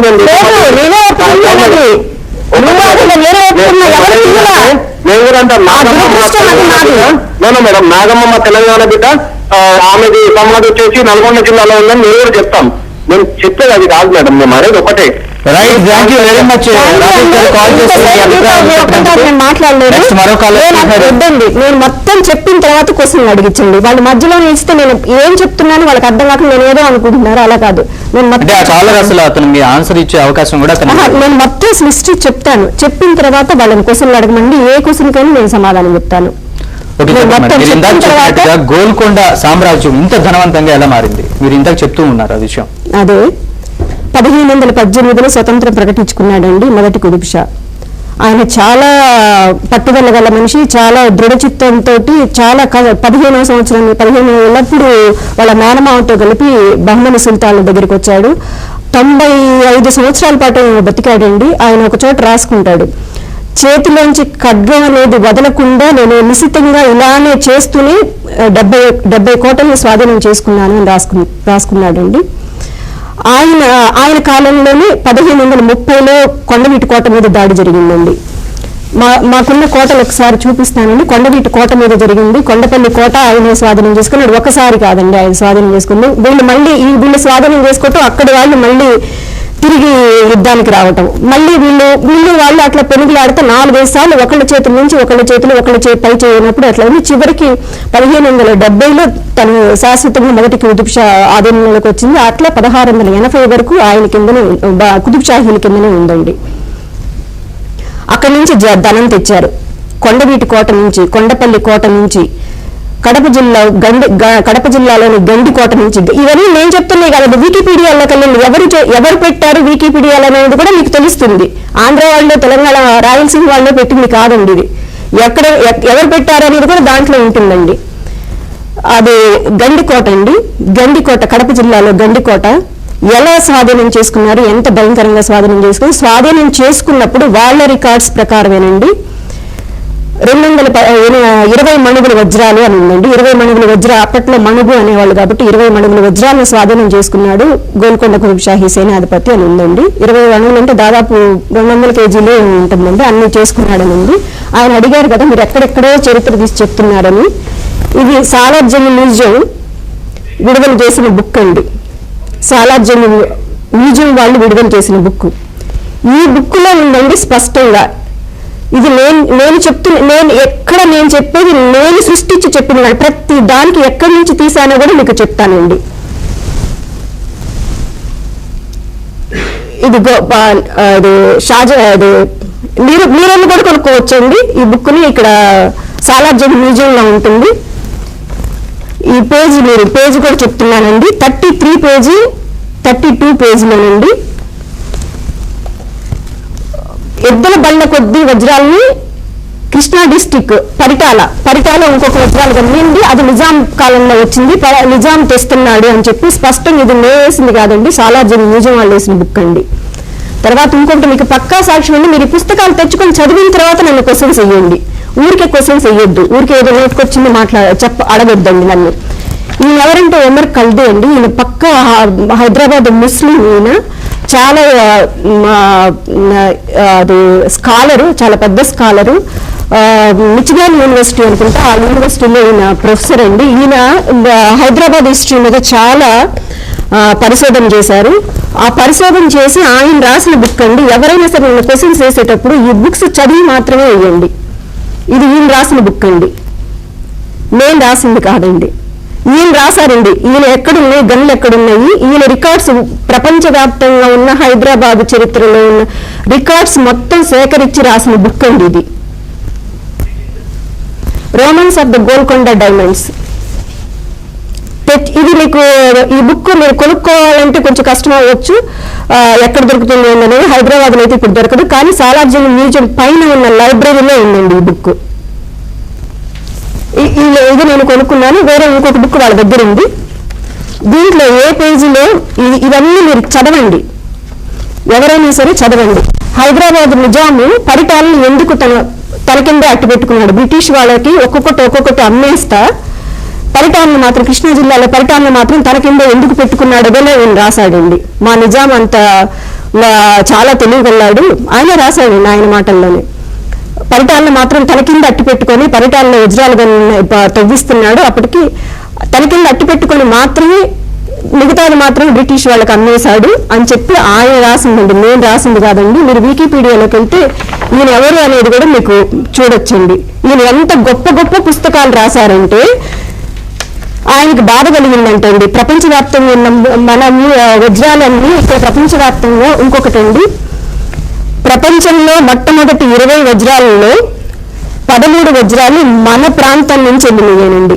కేవలం ఆంధ్ర, రాయలసీమ నుంచి. ఆంధ్రాలో కూడా కృష్ణా, గుంటూరు, కడప, కర్నూలు, అనంతపురం జిల్లాల నుంచి వజ్రాల గనుల్లో దొరికినాయనండి. అది ఈయన రాసిందేనండి. ఈయన ఎవరు ఏంటి అనేది, ఈయన ఎన్ని పుస్తకాలు రాశారు చరిత్ర గురించి అనేది మీరు ఒకసారి వికీపీడియాలోకి వెళ్ళండి. ఇదిగోండి ఈయన ఎన్ని బుక్స్ రాశారు, ఏ సంవత్సరాల్లో ఎన్ని బుక్స్ రాశారో కూడా ఉంది. ఆయన రాసిన బుక్ లో, ఆయన పెద్ద స్కాలర్ అండి, ఈయన రాసిన బుక్ లో ఉన్నాయి. ఈయన ఇన్ని బుక్స్ రాసిన, హైదరాబాద్ హిస్టరీ గురించి ఇన్ని బుక్స్ రాసిన ఆయన రాసిన బుక్ లో ఉన్నదండి. నేను అంత ధైర్యంగా ఇక్కడ వచ్చి కూర్చోనండి, ఏ సాక్ష్యం లేకపోతే. ఇక్కడ వచ్చి కూర్చుంటే నన్ను తర్వాత బయటకు వస్తే బతకనిస్తారా, నేను సాక్ష్యాలు లేకుండా చెప్తే. ఇన్ని బుక్స్ రాశాడండి హైదరాబాద్ హిస్టరీ గురించి. ఇన్ని బుక్స్ ఆయన రాసిన బుక్ లో ఉందండి. కొల్లూరు వజ్రాల గని నుంచి ఇక్కడికి తెచ్చుకున్నారు కుతుబ్ షాహీలు. కృష్ణా జిల్లా పరిటాల వజ్రాల గని నుంచి నిజాములు తెచ్చుకున్నారు. నిజాం నగల బుక్ అండి, ఆ బుక్ లో ఉందండి స్పష్టంగా. ఈ బుక్ లోనే ఉందండి నిజాం నగల ప్రదర్శన సందర్భంగా విడుదల చేసిన బుక్ అండి ఇది. ఈ బుక్ లోనే ఉందండి నిజాం నగర్లోని ప్రతి డైమండ్ ఎక్కడి నుంచి వచ్చింది, ఒక జాకబ్ డైమండ్ తప్ప, ఒక జాకబ్ డైమండ్ ఒక 90% వజ్రాలు ఎక్కడి నుంచి వచ్చినాయో కూడా ఈ బుక్ లో ఉండి తెచ్చుకొని చదవండి. నేను చెప్పను ఎక్కడి నుంచి వచ్చినాయని. పుష్ప గారు, అలాగే మీరు ఇప్పుడు కృష్ణా జిల్లాలోని పరిటాల నిజాము ఆ పరిటాల ప్రాంతాన్ని తన అధీనంలో ఉంచుకున్నాడు, బ్రిటిష్ వారి మిగతా ప్రాంతాలు ఇచ్చేసాడని చెప్పారు. అలా ఉంచుకోవడానికి గల కారణాలు ఏంటి? అలా ఎంతకాలం వరకు ఆయన అధీనంలో ఉన్నాయి? అది స్వతంత్రం వచ్చే వరకు పరిటాల అనేది నిజాముల కిందే ఉందండి. అది కృష్ణా జిల్లా పెద్దలందరికీ తెలుసు, పరిటాల అనేది నిజాం రాజ్యం కిందే ఉంది అని చెప్పి. అది ఇక్కడ స్వతంత్రం వచ్చినాక అక్కడ పెద్దలందరూ పోరాడి మళ్ళీ ఆ పరిటాల అనేది 7 గ్రామాలు ఉంటుంది. ఆ 7 గ్రామాలను వాళ్ళు స్వతంత్రం చేసుకున్నారు ఇండియన్ గవర్నమెంట్కి అప్లై చేసి. అది కూడా అందరికీ తెలిసింది కృష్ణా జిల్లా వాళ్ళకి. పరిటాల అనేది ఒకసారి మీరు చూడండి, చరిత్రలోకి వెళ్ళండి. నేనేం చెప్పక్కర్లే మీకు. ఇప్పుడు ఏంటంటే ఇంతకు ముందరంటే ఒకళ్ళు చెప్తేనే వినాలి, ఇప్పుడు అక్కర్లేదు. గూగుల్ సెర్చ్లోకి వెళ్ళండి, ప్రతిదీ నేను చెప్పినవి అట్లా సెర్చ్లోకి వెళ్ళండి. లేకపోతే వెబ్సైట్లోకి వెళ్తే కింద అన్ని లింకులు ఇచ్చానండి, ఆ లింకుల మీద క్లిక్ చేయండి. మీరు కష్టపడక్కర్లేదు, సెర్చ్ కూడా చేయక్కర్లేదు. కింద ప్రతిదీ నేను ఎక్కడి నుంచి చెప్తున్నాను అనేది లింకులు ఇచ్చానండి, ఆ లింక్ మీద క్లిక్ చేయండి. కింద ఉంటాయి లింకులన్నీ. కొల్లూరు మైన్, కోహినూరు డైమండ్, గోల్కొండని ముట్టడి చేయటం, ఇవన్నీ లింకులు వేరు. మీకు అక్కడ శ్రమ లేకుండా పెట్టాను, మీరు క్లిక్ చేస్తే చాలు హిస్టరీ వస్తుందండి. అది నేను రాసింది కాదండి, ప్రపంచంలో ఉన్న మేధావులు దాంట్లో పెట్టింది. తర్వాత మా కోటలండి చూపిస్తాను, ఒకసారి చూడండి. ఇది కొండవీటి కోట అండి. ఈ కొండవీటి కోట మీద 4 సార్లు 5 సార్లు దాడులు జరిగినాయండి. అక్కడ దాడులు జరిగి చివరికి స్వాధీనం చేసుకున్నారు ఎవరు? కుతుబ్ షాహీలు. ఓకే, ఇప్పుడు పుష్ప సామిరెడ్డి గారితో మాట్లాడడానికి చలసాని శ్రీనివాస్ గారు ఆంధ్ర ఫోన్ లైన్ లో ఉన్నారు, ఆయన మాట్లాడతారు. శ్రీనివాస్ గారు నమస్తే అండి. నమస్కారం అండి. నమస్తే మేడం. నమస్తేనండి. నేను చూస్తా ఉన్నానండి, మీరు పడ్డ ఆవేదన 2-3 సంవత్సరాల నుంచి కాదు, 7-8 సంవత్సరాల నుంచి పడ్డ కృషి అంతా ఇవాళ కూడా కొంతమంది అండి తెలియక మీరేం మనసులో పెట్టుకోవద్దండి. మన లాంటి వాళ్ళు ఎవరికైనా సత్యాలు తెలియాలని కూర్చున్నారు, మీరేం వాళ్ళు మాట్లాడుతూ ఉన్నారు, వాళ్ళకి తెలియకుండా కొంతమంది అనాలోచితంగా మాట్లాడుతున్నారు. మీ డిటర్మైన్ మైండ్ ఏదైతే ఉందో దాన్ని దయచేసి ముందుకు తీసుకెళ్ళండి. ప్రజలకు ఎవరికి మనం ఒకే తెలుగు తెలియపెట్టలేం కాబట్టి వాళ్ళు మాట్లాడుతున్నట్టు ఆశయం కలుగుతా ఉంది. హైదరాబాద్ నుంచి గోల్కొండలో ఆచరణ కనిష్ట గారు తెచ్చింది ముందు వచ్చినప్పుడు కూడా కోస్తా రాయలసీమ ప్రాంతాల భాగస్వామ్యం తెలియకుండా చాలా మంది, ఎందుకంటే ఇది ఒక కుట్ర తరహా మనస్తత్వంలోకి కొంతమంది ప్రజల్ని అవాస్తవాల పునాది మీద తీసుకెళ్లారండి. మళ్ళీ మనం తిరిగి వించేయడానికి ఆ ప్రజలందరూ ఒకే తెలుగు తెలిపెట్లు భౌగోళికంగా వెళ్ళిపోవడం అనేది ఏమి ఇబ్బందికరం కాదండి, ఎన్ని రాష్ట్రాలను అవుతుంది. కానీ ఒక తెలుగు తెలిపెట్లు మధ్య ఇలాంటి దుర్బుద్ధి కల్పించిన వాళ్ళని ఖచ్చితంగా వ్యతిరేకించడానికి వాస్తవాలు కావాలి. మీలాంటి వాళ్ళు ప్లీజ్ గో హెడ్ అండి. ఎట్టి పరిస్థితుల్లోనూ మీలాంటి వాళ్ళు అవసరం సమాజానికి. ఇది రైట్ టైం అండి. మీ దాన్ని ఖచ్చితంగా ముందుకు తీసుకెళ్ళండి. మీ వాణిని ప్రజలకి అందజేయండి. ఇది అత్యవసరం. మీ వెనకమాల ఖచ్చితంగా కోస్తా తెలంగాణ రాయలసీమ కాదండి, 14 కోట్ల మంది తెలుగు జాతి వారసత్వ సంపదగా ఉన్న వాళ్ళందరూ మీ వెనకమాల ఉంటారు madam. Please go head. Thank you very much Srinivas గారు కాల్ చేసి మీ అభిప్రాయం. మేము గుడారాల్లో బతకలేదండి, మా కోట ఒకసారి చూపిస్తామండి. మేము గుడారాల్లో బతికిన వాళ్ళం కాదు. ఇది కొండపల్లి అండి, కొండపల్లి కోట. దీని మీద కూడా కుతుబ్ షాహీలు స్వాధీనం చేసుకున్నారు. ఒకసారి కాదండి, 4-5 సార్లు. ఒకసారికి వదులుకోలేదండి ఆంధ్ర వాళ్ళు. 4-5 సార్లు వాళ్ళు మళ్ళీ రావటం, వీళ్ళు మళ్ళీ రావటం, వాళ్ళు మళ్ళీ. మీరు కొండపల్లి ఫోర్ట్కి డీప్ గా వెళ్ళండి, మీకు ఏదో పైపైన చూడొద్దండి. డీప్ గా కొండపల్లి ఫోర్ట్ ఏంటి చరిత్ర అనేది, ఇది కృష్ణా జిల్లా చరిత్ర అండి. ఇది కొండపల్లి కోట. దీని మీద స్వాధీనం చేసుకున్నారు. విజయవాడకి ఏం పేరు పెట్టారు తెలుసా అండి? ముర్తజా నగర్. గుంటూరు పేరు ఏంటో తెలుసా అండి? ముస్తఫా నగర్. చరిత్రలోకి వెళ్ళండి. ఇది కూడా కొండపల్లి ఫోర్ట్ అండి. ఇది గండికోట ఫోర్ట్ అండి. గండికోట కడప జిల్లాలోది. ఇది కూడా గండికోటనండి. మొత్తం 70 చెప్తానండి. ఇది కూడా కొండపల్లిలో ఇంకొక భాగం ఉంది. ఇది కూడా గండికోటలో ఇంకొక భాగం. గండికోట గండిపేట కాదండి, గండిపేట చెరువు. నేను కూడా అనుకునేదాన్ని గండిపేట చెరువు ఇక్కడ ఉంటే గండికోట ఎక్కడ ఉందో నాకు అసలు ఫస్ట్ లో అర్థం కాల. తర్వాత ఈ గండికోట అంటే కడప జిల్లాలో ఉన్న గండికోట అండి. ఈ గండికోట చుట్టూతో హైదరాబాద్ పక్కా సాక్షి ఉండేది. హైదరాబాద్ కుతుబ్షాహీ సైనాధిపతి మీర్ జుమ్లా II గండికోటను స్వాధీనం చేసుకొని 12,000 మందితోటి ఏర్పిస్తున్నాడు, వజ్రాలు ఏర్పించి ఇక్కడ పంపిస్తున్నాడని నేను రాయలేదండి, ఈయన రాశాడండి. ఈ బుక్కులు మీరు కొనుక్కొని చదవండి, లేకపోతే లైబ్రరీలో ఎక్కడన్నా ఉంటే చూసి చదవండి. ఏ పేజీలో ఉందో కూడా నేను చెప్పగలను, ఏ పేజీలో ఉందో కూడా నేను రాసుకొచ్చాను. తర్వాత ఈయన ఏం చెప్తాడు, ఏం చేశాడు, ఏం తెలుసాడండి ఈయన ఇక్కడ ఉన్నాయి కొన్ని మీకు ఉదాహరణ సాక్ష్యంగా చెప్తున్నాను నేను.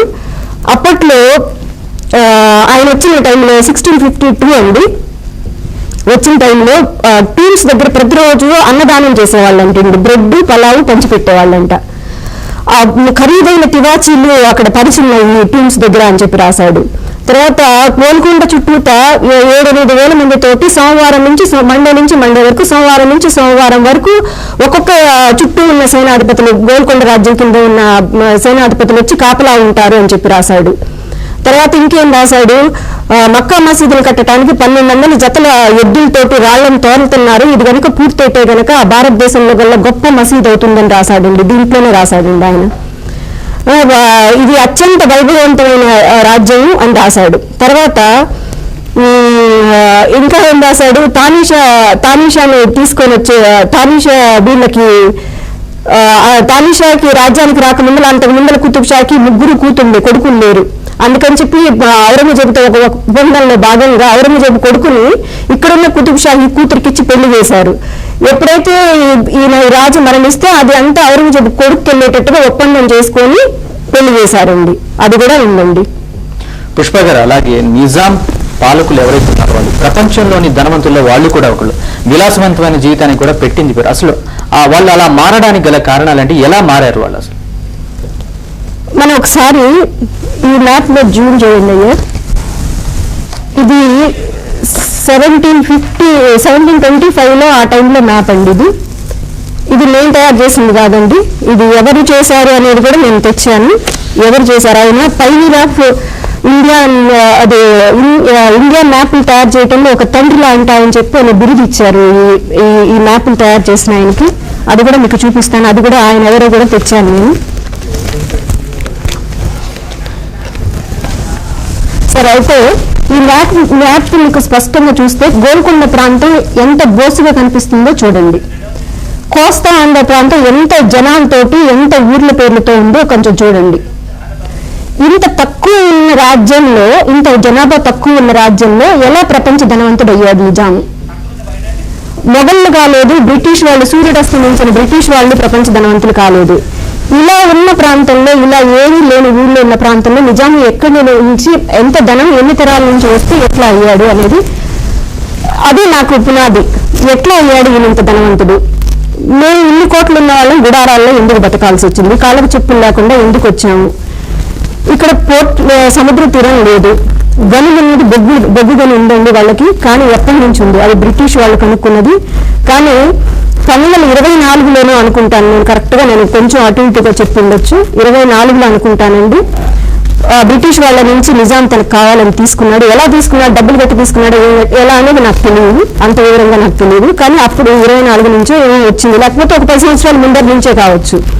కానీ మధ్యలో ఒక 10-15 సంవత్సరాల నష్టాలు నడిచిందండి. ఒట్టి బొగ్గుగనులు ఇలాంటి ప్రాంతంలో ఉన్న జనాభా డబ్బులు కడితేనే అంత ధనవంతుడు అయ్యాడా అంటే నాకు నమ్మబుద్ధి కాలేదు. ఇంకా ఎక్కడి నుంచి వచ్చిందని వెతకడం మొదలుపెట్టాను. పరిటాల వజ్రాల గనులు అక్కడి నుంచి ఎలా తెచ్చుకుంటున్నాడు ఏంటని నేను రాయలేదండి. ఈయనెవరు ఏంటనేది ఈయన రాశాడండి, నేను చెప్పట్లేదండి. మీరు ఈ బుక్ సాలార్జంగ్ మ్యూజియం పైన లైబ్రరీకి వెళ్ళి అడిగితే ఇస్తారండి, వాళ్ళు ఇస్తారు. మీరు కూర్చొని ఇంత ధనం ఎట్లా, ఎందుకు వచ్చింది, ఎట్లా అయ్యాడు ఇంత ధనవంతుడని ఆయన రాశాడండి.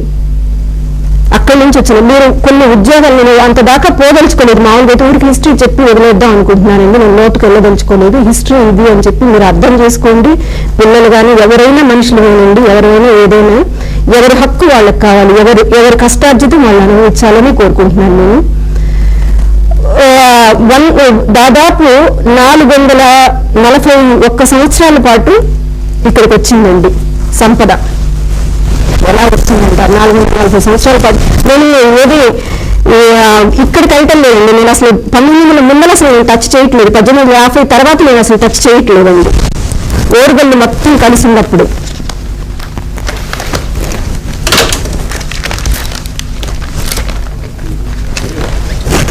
ఇదిగోండి ఓరుగల్లు, ఓరుగల్లు కాదు, సారీ ఓరుగల్లు కదా.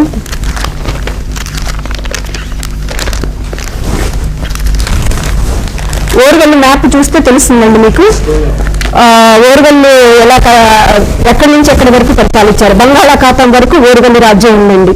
అక్కడి నుంచి అప్పుడు దాదాపు ఒక 125 సంవత్సరాల వరకు మనం గణపతి దేవుడి దగ్గర నుంచి లెక్కేసుకున్నా కానీ 125 సంవత్సరాల పాటు అక్కడి నుంచి సంపద ఇక్కడికి వచ్చిందండి. ఇదంతా మనదే అనుకున్నారండి అప్పుడు కూడా. తర్వాత ఎక్కడి నుంచి వచ్చింది? కుతుబ్షాహీలు ఎప్పటి నుంచి? 1518 1530కి కొండవీటి దగ్గరికి వచ్చేసారు వాళ్ళు. అప్పటి నుంచి మొదలు పెడితే 1686 వరకు మీరు లెక్కలు వేసుకోండి ఎన్ని సంవత్సరాలు అక్కడి నుంచి సంపద ఇక్కడికి వచ్చింది అనేది. 1686 వరకు వచ్చిందండి. ఆ తర్వాత 86లో ఔరంగజేబు స్వాధీనం చేసుకున్నాడు. స్వాధీనం చేసుకుని 1720 వరకు అది ఎలా నిజాములకు ఎలా వచ్చింది రాజ్యం అనేది కూడా చెప్తానండి. 1680 స్వాధీనం చేసుకున్నాడు. ఇక్కడ ఎప్పుడైతే గోల్కొండని స్వాధీనం చేసుకున్నాడో అక్కడికి తన ప్రధాన అధికారి సైన్యాధికారులను పంపించి గోల్కొండని కొల్లూరుని స్వాధీనం చేసుకున్నాడు. చేసుకున్న తర్వాత అక్కడ ఇంకా 1707 ఔరంగజేబు చనిపోవటం జరిగింది. ఆ తర్వాత వాళ్ళు వారసత్వంగా కొట్టుకున్నారు. నిజాములు ఎలా ఇక్కడికి వచ్చారు అంటే ఈ ముట్టడిలో నిజాములు పాల్గొన్నారండి. నిజాములు మొదటి నిజాం తాత తండ్రి వీళ్ళందరూ పాల్గొన్నారు. నిజాంకి ఇక్కడ పట్టు అప్పుడు అక్కడ పట్టు వచ్చింది. పట్టు వచ్చినాక మొగళ్ళు వాళ్ళు కొట్టుకుంటుంటే ఇదే అది ఇంకా వాళ్ళతో కుదరదని తన స్వతంత్రం ప్రకటించుకున్నాడు. 1722లోనే ప్రకటించుకున్న తర్వాత ఇది ఆటోమేటిక్ గా అదంతా కూడా ఆయన కిందే ఉంది. అప్పటి నుంచి బంగాళాఖాతం వరకు ఉంది కాబట్టి ఆటోమేటిక్ మొదటి నిజాం కిందే ఉంది. అప్పటి నుంచి మీరు మొదటి నిజాం పెయింటింగ్ చూడండి. చూస్తే నిజాం నగలను ఈ మధ్య 7వ నిజామో 6వ నిజామో చేయించినవి కాదండి. కొన్ని చేయించారు, కొన్ని జాకబ్ డైమండ్ లాంటివి కొన్ని కొన్నారేమో కానీ వాళ్ళు ఆయన మొదటి నిజాం పెయింటింగ్ లో ఉన్నాయండి. చూడండి వికీపీడియాలోకి వెళ్తే మొదటి నిజాం పెయింటింగ్ చూస్తే మనకు నిజాం నగలు వస్తాయి. అప్పటి నుంచి అక్కడి నుంచి వజ్రాలు వస్తూనే ఉన్నాయండి, తెచ్చుకుంటానే ఉన్నారు. కాకపోతే వాళ్ళు రికార్డులు 2గా రాశారు అని చెప్పి ఈ బుక్ లోనే ఉందండి. ఒక రికార్డు అందరికి ఉండేటట్టుగా, ఒక రికార్డు ఏదో పక్కగా, అది ఎంతవరకు కరెక్టో నాకు తెలీదు, ఎంతవరకు కరెక్ట్ అని చెప్పి అదండి. ఇది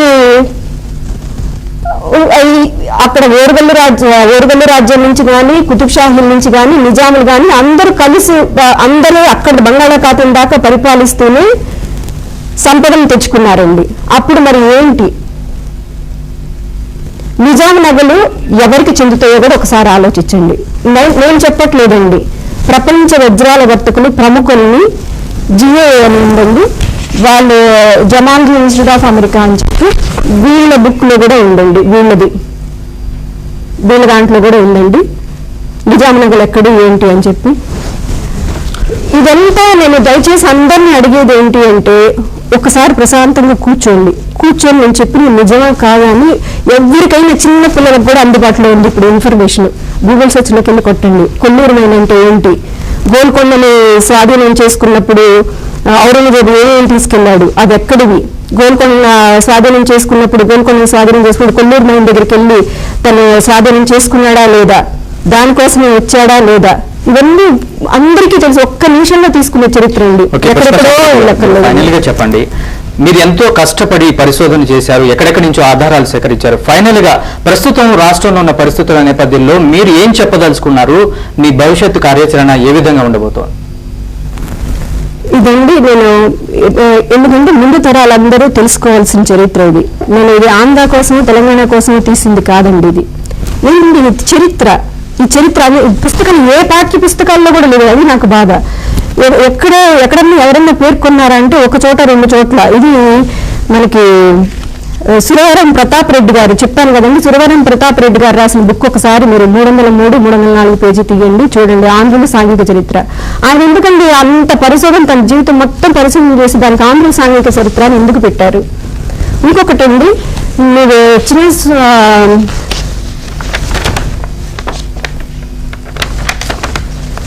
కాపలి నాయకుడు అండి. కాపలి నాయకుడు అంటే ఎవరంటేనండి, మహమ్మద్ బిన్ తుగ్లక్ ఓర్గల్ రాజ్యాన్ని మొత్తం ఇది చేసిన తర్వాత మళ్ళీ అందరినీ కూడగట్టి మహమ్మద్ బిన్ తుగ్లక్ ని ఇక్కడి నుంచి పారదోలాడండి. కాపలి నాయకుడు అంటారు. ఆంధ్రజ్యోతి వేదిక ద్వారా ఛానల్ ఇదొక్కటండి. ప్రజలకి, తెలుగు వాళ్ళకి ఏం చెప్పదలుచుకున్నారు ఆఖరిగా? ఆయనకి ఆంధ్ర సురత్రాణ అని బిరుగులు ఉన్నాయండి. ఓరుగల్లు రాజ్యాన్ని మళ్ళీ సంస్థాపన చేసి మళ్ళీ వైభవంగా తెచ్చిన కాపలి నాయకుడు. దాదాపు 40 సంవత్సరాలు ఓరుగల్లు రాజ్యాన్ని రుద్రమదేవి పోయిన తర్వాత, ప్రతాపరుద్రుడు పోయిన తర్వాత పరిపాలించిన ఆయనకి ఆంధ్ర సురత్రాణ అని బిరుగులు ఉన్నాయి. అవి ఎందుకున్నాయో మరి ఏంటో చరిత్రకారులు తీయాలి, ఏంటి అనేది చరిత్ర. ఉస్మానియా యూనివర్సిటీ ప్రొఫెసర్స్ ఇది తేల్చాల్సింది. రాజకీయ నేరకోవటం ఏంటంటే రాజకీయ నాయకులు కాదండి, చరిత్రకారులు, ప్రొఫెసర్స్, యూనివర్సిటీ హిస్టరీ ప్రొఫెసర్స్ కూర్చొని ఏం జరిగింది చరిత్రలో. నాకు బాధేసింది, శ్రీకృష్ణ కమిటీ వెళ్ళి ఒక్క ప్రొఫెసర్ నిన్న అడిగిందా, ఉస్మానియా యూనివర్సిటీ ప్రొఫెసర్ అడిగారో లేదో నాకు తెలియదు. వాళ్ళని ఒక్క హిస్టరీ ప్రొఫెసర్ నిన్న కలిసి ఏం జరిగింది అని చెప్పి అటువైపు నాగార్జున యూనివర్సిటీ, ఆంధ్ర యూనివర్సిటీ వాళ్ళని కానీ కలిసి, ఎవరెవరో మామూలు వాళ్ళు రోజు అన్నం కోసం, రోజువారి పనుల కోసం తిప్పలబడి వాళ్ళు వెళ్ళి వాళ్ళ దగ్గరికి మైకులు పెట్టి మీకు ఆంధ్ర కావాలా, రాయలసీమ కావాలంటే వాళ్ళు ఏం చెప్తారండి? చరిత్ర చేసిన వాళ్ళు ఉండాలి. ఈ రోజు ఈ నిర్ణయం తీసుకుంటే రేపు భవిష్యత్తులో ఒక 50-60 సంవత్సరాల తర్వాత ఈ నిర్ణయం వల్ల మంచి జరుగుతుందా, చెడ్డ జరుగుతుందా అని ఆలోచించగలిగిన, ముందు భవిష్యత్తుని ఆలోచించగలిగిన వాళ్ళు అయితే దానికి సరైన న్యాయం చేస్తారు అని చెప్పి నేను అనుకుంటున్నానండి. అది ఒకటి. అది ఏంటి, ఎలా అనేది నేను అసలు ఏ సూచనగా కానీ నేను చెప్పలేదు. ఇది చరిత్ర అని చెప్పి ఒకటి చెప్పదలుచుకున్నాను. ఇంకొకటి ఏంటంటే, ఇది నాకు మాది ఆ గుంటూరులో దొరికింది అని రికార్డ్స్ లో ఉంది కాబట్టి, నేను చెప్పట్లేదండి, రికార్డ్స్ లో ఉంది కాబట్టి గుంటూరు జిల్లాకి కోహినూర్ డైమండ్ డిస్ట్రిక్ట్ అని పేరు పెట్టాలని ఒకటి కోరుకుంటున్నాను. అది గవర్నమెంట్ ని, గుంటూరు పెద్దలు అందరూ కలిసి ఆ నిర్ణయం తీసుకోవాలని కోరుకుంటున్నాను. ఈ డైమండ్ మైన్స్ మీద ఒక మ్యూజియం పెట్టాలి అని కోరుకుంటున్నాను. తర్వాత పాఠ్య పుస్తకాల్లో ఇది విజయాన్ని రుజువైన తర్వాతేనండి నేను చెప్తుంది. మీరందరూ కూడా పెద్దలు చాలా మంది ఉన్నారండి. నేను మామూలు హౌస్ వైఫ్ నండి. నేను పెద్దలు యూనివర్సిటీ ప్రొఫెసర్స్ చాలా మంది ఉన్నారు. వాళ్ళందరూ ఇది నేను చెప్పింది నిజమైన అని అనుకుంటే పాఠ్య పుస్తకాల్లో పెట్టండి అని చెప్పి నేను కోరుకుంటున్నానండి. మీరు కోరుకుంటున్నట్టుగా మీరు ఏదైతే ఇంత చరిత్రని ఇంత నిక్షిప్తం చేశారో అది ముందు తరాలకు అందించాలనే మీ అభిలాషని మీరు ఏ విధంగా ముందుకు తీసుకెళ్తారు? ప్రభుత్వం వాళ్ళని కలుస్తారా, లేకపోతే ఎట్లా? మీరు అవన్నీ ఆయా ప్రాంతాల పెద్దలు తీసుకుంటారండి. నేను ఇంకేం చెయ్యను. నేను ఇంతవరకు ఇది అని చెప్పటం వరకు ఆయా ప్రాంతాల్లో ఎవరైతే ఆ పెద్దలు ఉన్నారో ఆ పెద్దలు చేసుకుంటారు. Thank you very much Pushpa Sambireddy గారు. కార్యక్రమంలో పాల్గొని ఎన్నో తెలుగు జాతికి సంబంధించి ఎన్నో వాస్తవాలు తెలియజేసినందుకు థ్యాంక్ యూ వెరీ మచ్ అండి. ఏబిఎన్ స్టూడియోకి వచ్చి మీ అభిప్రాయం. ఒక్క విషయం అండి, తానీషా ప్రభువు ఎలా చనిపోయాడు అనేది చెప్తానండి. నాకు అది చాలా బాధ. ఎంతో వైభవవంతంగా పెరుగుతున్న తానీషా బాబు దౌలతాబాద్ కోర్టులో 12 సంవత్సరాల పాటు బందీగా ఉన్నాడండి. బందీగా ఉన్నాక అన్నం నీళ్లు అంటారు, మరి అన్నం నీళ్లు మానేసి 2 నెలల పాటు మానేసి తనకు తానే, ఎందుకంటే ఇంకా విడుదల కాను అనే భయంతోనో ఏమో తెలియదు, అక్కడే చనిపోయాడు. అక్కడే పెట్టారు. అక్కడికి ఒక 10-15 కిలోమీటర్ల దూరంలోనే ఔరంగజేబుని కూడా సమాధి చేశారు. ఔరంగజేబుని మొఘల్ ఢిల్లీ చక్రవర్తుల దాకా, ఢిల్లీ దాకా తీసుకెళ్లలేదు. వీళ్ళిద్దరూ దాదాపు 30-40 సంవత్సరాల పాటు దానికి దీనికి యుద్ధాలు జరిగినాయి. ఎంతో మంది చచ్చిపోయారు. కానీ ఇద్దరు పడుకున్నది మాత్రం 6 అడుగుల నేలలో మాత్రమే పడుకున్నారు. థ్యాంక్ యూ వెరీ మచ్ అండి. పుష్ప సాంబిరెడ్డి గారు చెప్తున్న దాన్ని బట్టి రాష్ట్ర విభజన నిర్ణయం అనేది రాజకీయ నిర్ణయం కాకుండా దాన్ని తేల్చాల్సింది చరిత్రకారులు, నిపుణులు అని ఆమె అభిప్రాయం వ్యక్తం చేస్తున్నారు. ఇది మనకు తెలియని మనకు చరిత్ర. పుష్ప సాంబిరెడ్డి గారితో. For more updates keep watching ABN Andhrajyothy. We report, you decide.